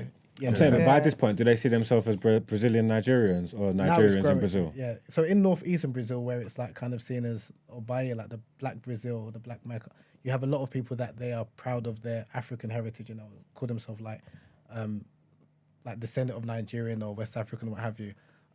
Other parts of Brazil, maybe not so much so, but even like fair skin or like white Brazilians, they're like more proud of the African heritage than Africans in this country. There's like a more of acceptance. It's just like really strange, like even like at the carnival and stuff like that, you see like people are more proud or like they're welcoming of like the African like cultures and stuff like that. It's just different.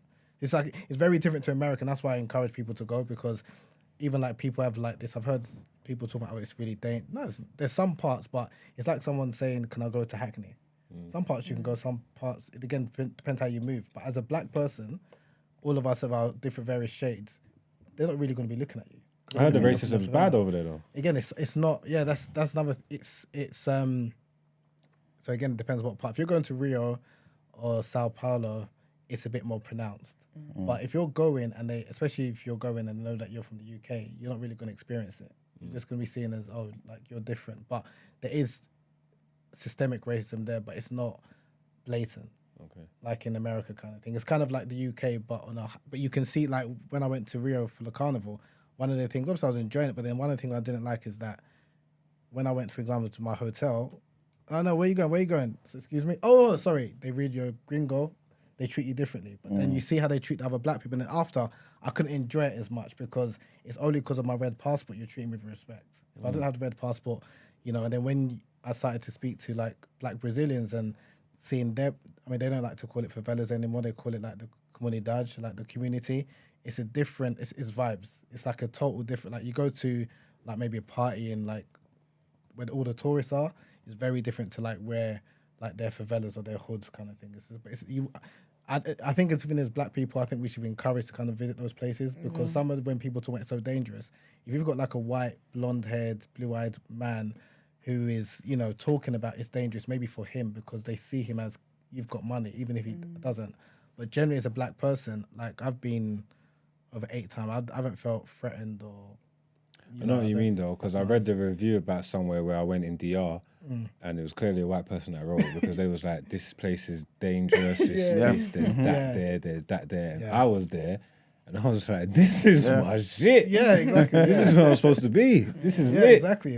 So yeah, I So heard imagine you relied on those type of reviews, and that's what people do when they kind of hear about Brazil. It's like, oh, I can't go, it's so dangerous. And it's like, for some people, yes, like when I've spoke to some of my white friends, you might have to be more careful with how you go. But as black people, generally, it's not as, I don't think it's as dangerous as kind of people make it out to be. And again, as long as you don't go out there showing like really ridiculous jewelry and stuff like that, no one's really going to kind of come for you, I don't think so. And that's Bahia, isn't it? Yeah, Bahia, Salvador. So Bahia is the state, Salvador is the city. Yeah. Because my brother, he came back from Cuba probably a few weeks ago. He said it was the best trip he had. Yeah. Similar to what you were saying, he went there, just felt like he was in Yoruba land. Yeah. You know what I'm saying? It fires clear. People love it. They're not afraid to say, you know, they worship Shango or Ogun or whatever it may be. In Nigeria, though, it's a problem.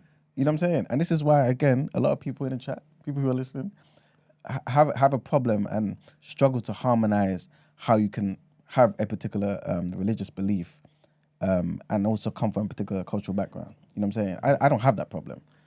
Have you always been like that? I feel like, yeah. Really? Oh, 'cause definitely. it's like for me, I had to go outside of Africa and Europe to appreciate African culture. Mm.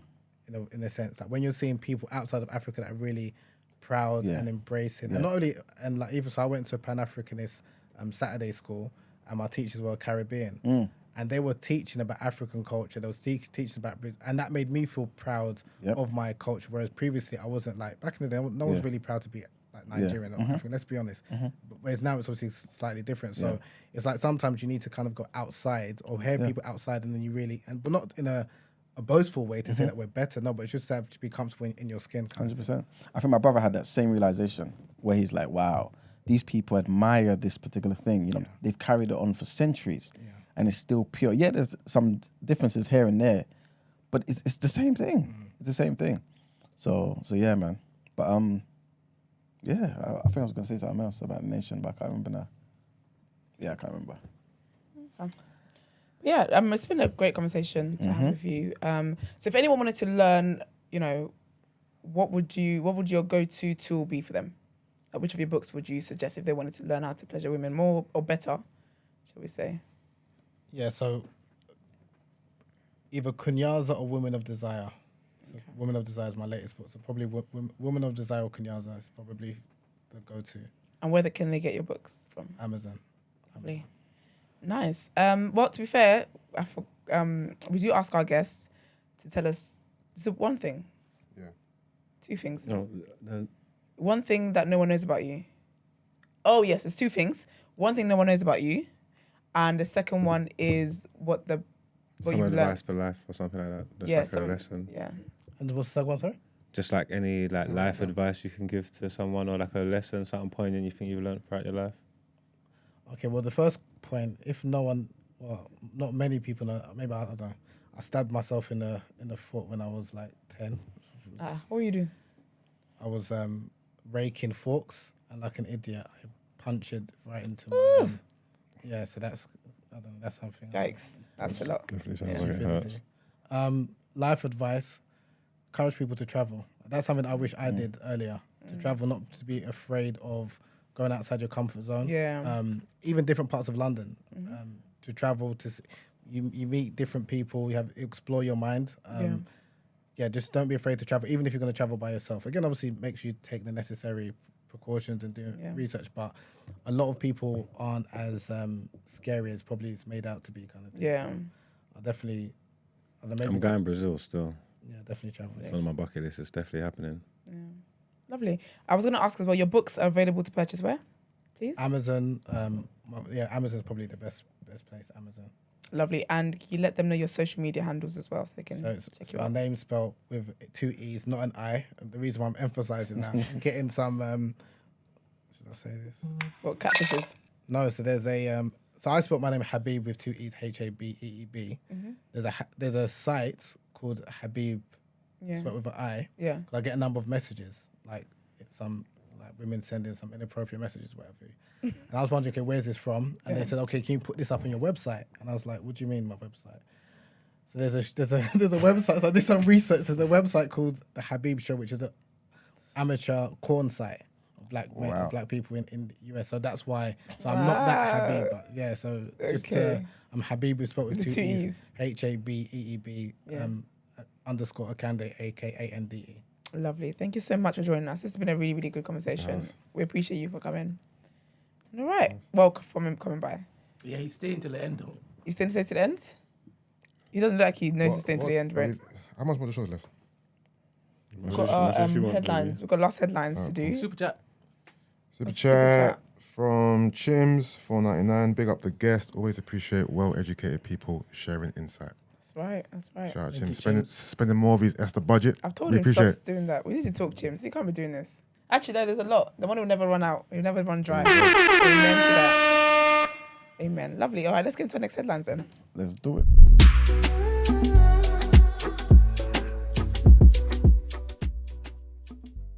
To go, One second. What videos He's a are they Spurs fan, sending you? so I want to do a quick. Yeah. What videos are they sending you? Change his name to what he wants. No, I went on the Habeeb show. I'm on there.com right now. So This is why, probably shouldn't have said it. he must be getting some. You must be getting some clips. They think, they're sending you them clips. Some wild, yeah. You'd be proofreading it. You'd be critiquing it. No, or did you just let it slide? There's no comment. God dang. Okay. All right, well, let's cleanse our palates. Yes. Some of y'all needed. That chat was hot. Dying for it.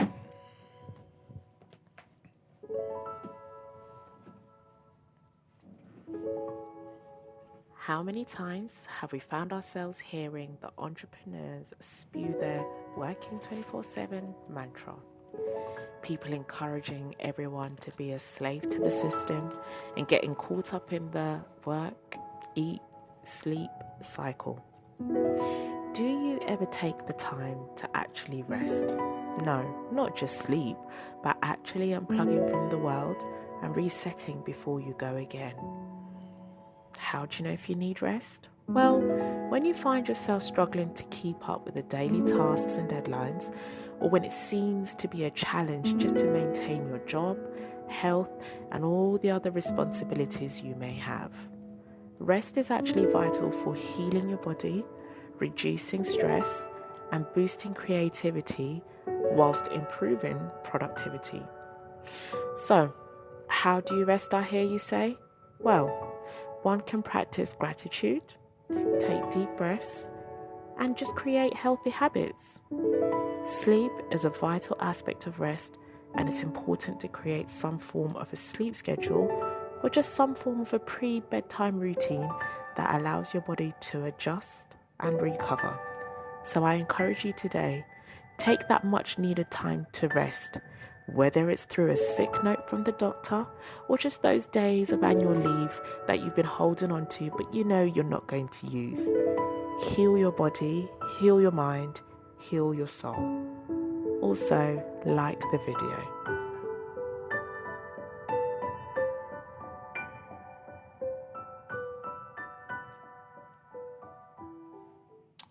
That was lovely. Like the video. Thank you very much. So what is it that we're doing next? Reaction and then headlines. All right, let's do that.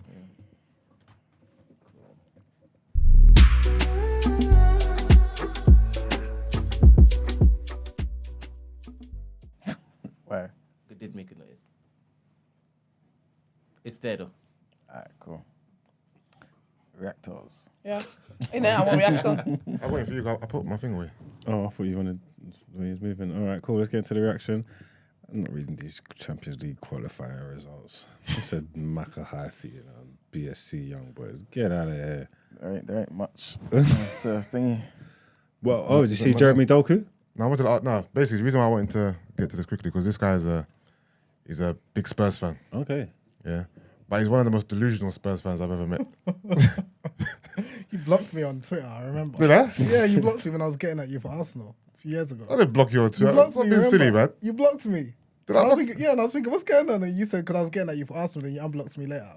Oh, after yeah, 2 that's weeks. for bands. I Yeah, wasn't, but yeah, no, bands, I wasn't yeah, blocking for real. Yeah. Oh, Listen, I done it, but it wasn't for real. He's a troll. It's a light blocking. Thoughts on Harry Kane, quickly? Yeah, I'm glad we sold him. You're glad? Money, yeah. Why? He was going to go next season probably to United anyway, Yeah. so I'd rather take 100 million. Yeah. And I think Maddison is top player. That's why his band is injured now, isn't it?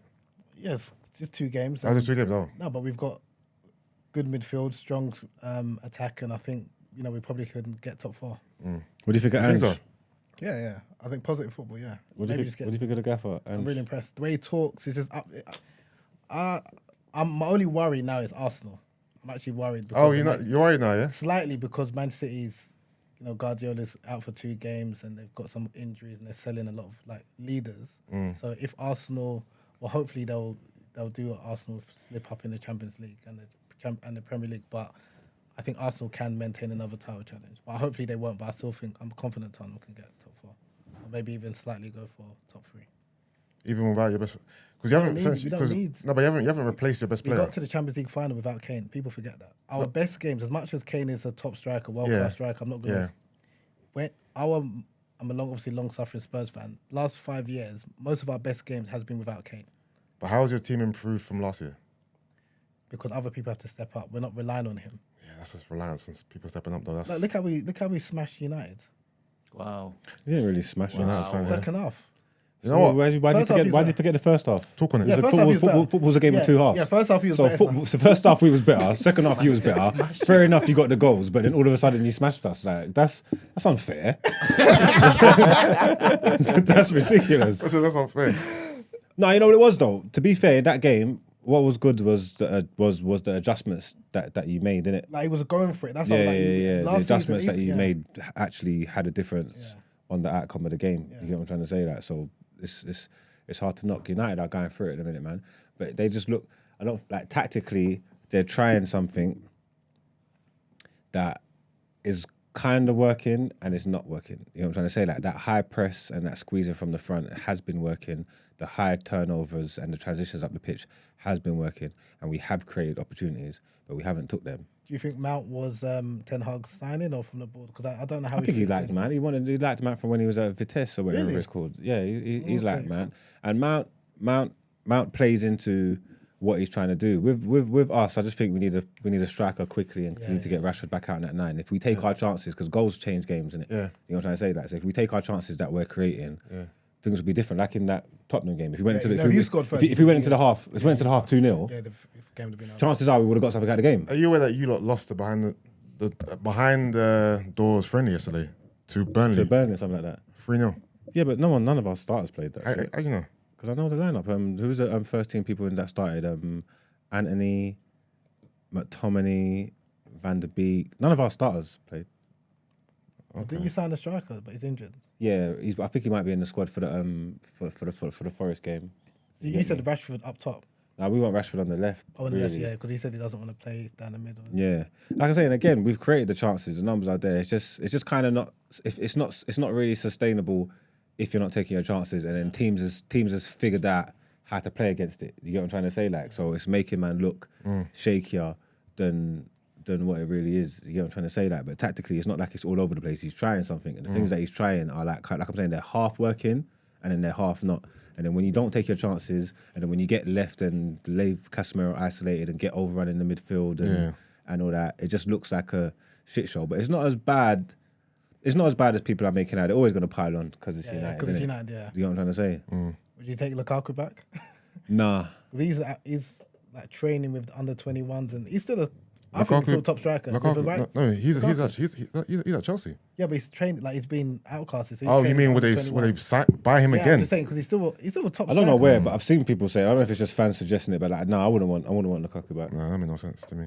I don't know. We probably do need another striker anyway, I think, because the way they've talked about Højlund and how they're going to use him, it's not like he's going to come and play 38 games in the league, innit?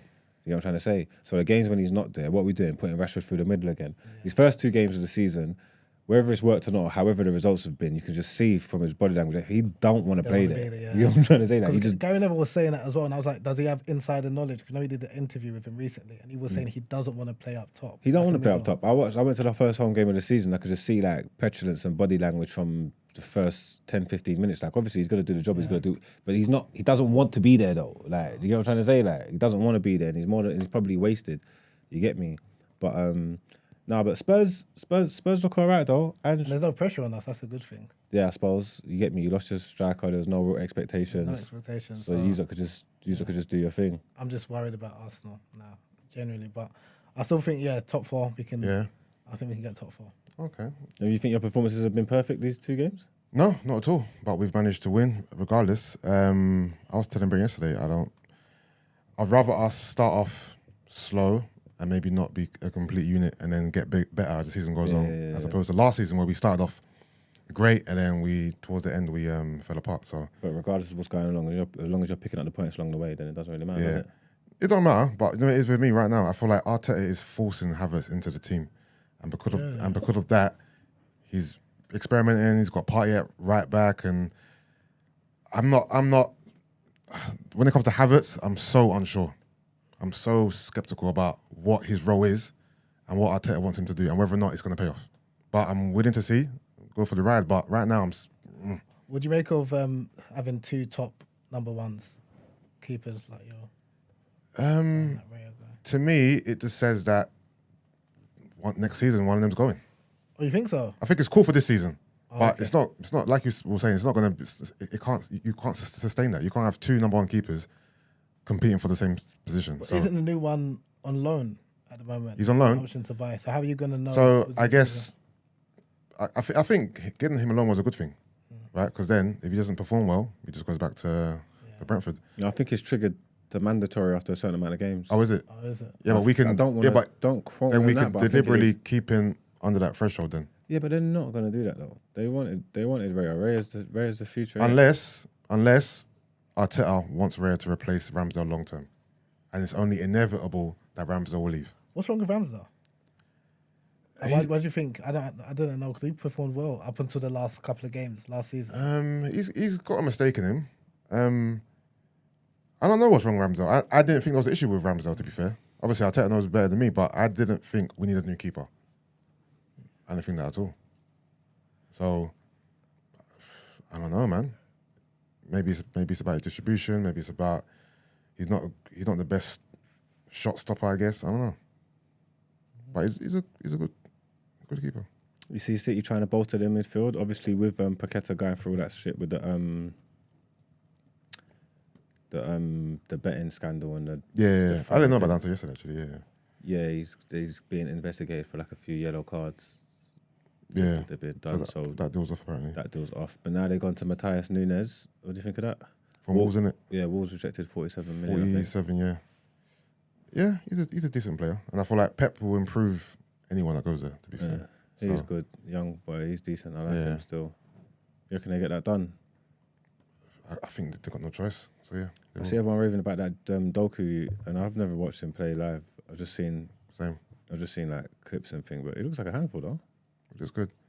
Do you remember him in the last World Cup? He was one that was dribbling. He was good. Oh, was it? What country did he play for? And Belgium. He was playing Oh, with- is it? Yeah, you must remember. The one with he's got Okay, yeah, lights. yeah, The yeah, young. yeah, He was young then. yeah, He was yeah, good. yeah. It was the World Cup or the tournament before, but he was Yeah. good. I think it was the World Yeah. Cup. You know what it is? I trust City's recruitment. So even though I haven't heard of the player before, I believe that this player is decent. So looking forward to seeing what he does. Hopefully he don't do too great. To be fair, you know what I mean. All right. But that's the end of our football chat. And Headlines. there's no more headlines, man. Everything's done. Even these that are here, I've seen these before. Need to change them. No, I mean the actual headlines. What? We skipped something. Yeah. Shit.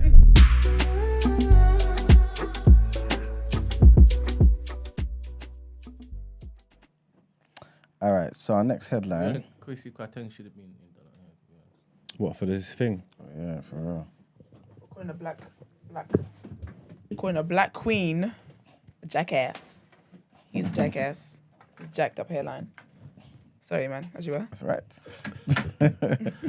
All right. So Louis Theroux, right, has said it's harder to get programs made about risky subjects because broadcasters like the BBC are now playing it safe.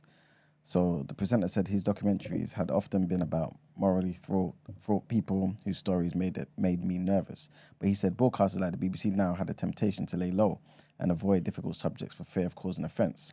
There's an atmosphere of anxiety in the TV industry. This is what he was suggesting, right? Theroux was also given the annual keynote McTarget lecture at the Edinburgh TV Festival, and he recalled making his name by investigating worlds viewed as stigmatised or controversial, including the porn industry, the far right, the Nazis, gangs and sexual predators. Funny enough, yeah. He even had, I want to show if you guys have seen it, he's had the Hebrew Israelites on there, and also Dr. Khalid Mohammed, formerly of The Nation, you know. But yeah, he also added that as a result, programs about extremists and sex workers and paedophiles might be harder to get commissioned.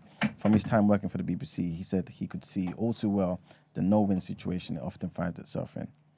And our last headline, trigger warning here, and drivers who kill pedestrians, cyclists or motorcyclists on Scotland's roads are likely to receive tougher sentences under new guidance from judges. The guidelines will see taking the life of a vulnerable road user as an aggravating factor when sentencing. A tougher penalty might also be imposed if the death resulted from aggressive driving, such as tailgating.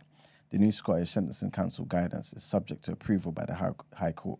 However, it could come into force towards the end of the year or early next year. It will be the first guideline of its kind in Scotland covering a specific offence. The Sentencing Council said it aimed to bring greater consistency and assist public understanding of how highly complex and sensitive cases were being dealt with by the courts.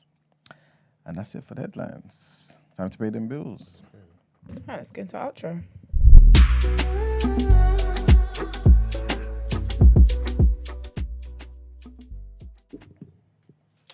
Lovely. Thank you to our lovely guests for being with us. If you just one more time let them know what your social media handles are, they can check you out. Yeah, so Instagram is probably the best place to catch me. Habeeb Akande, spelled HABEEB_AKANDE. Lovely. Thank you. Do you have TikTok as well? I do. I'm just testing it out, but it's not that strong. Yeah, TikTok it takes a while to get in the flow of things on that app. All right, lovely. Thank you guys for tuning in as you always do. Big up our community. You guys have been lit and wild today. Well, we appreciate it. So please like the video before you come off the live. Also share it, do all that great stuff. Follow us on our social media platforms at The Day After TNB on Instagram, Twitter, and on the Clock app, TikTok. If you want to send your dilemmas in, the number is 075-6484-1073. Not for nothing. What was that guy's name who was falling in love outside of his marriage again? Doug? Quentin. Quentin. Quentin, I hope you paid attention because these tips today might help you get your wife back. Might just be the fire you need in your marriage. So I hope, for God's sake, that you really tuned in or you come back to this at least. And if you want to inquire about the show or feature on the show, our email address is thedayafter@thenewblack.com. We'll see you guys tomorrow. Tomorrow's a special day. It's Mark's birthday tomorrow. So he's got some tricks up his sleeve. Yeah. We'll do a giveaway. Because it's my birthday, I'm going to give you some tickets. You get me? That's right. But they've got like video. We might need screenshots that you like the video before said tickets are given to you. I can't lie to you. We'll Come make and it give work. unsubscribees, things. Don't do like that. But anyways, it should be a fun show tomorrow. We'll see you guys then. Peace. Ciao.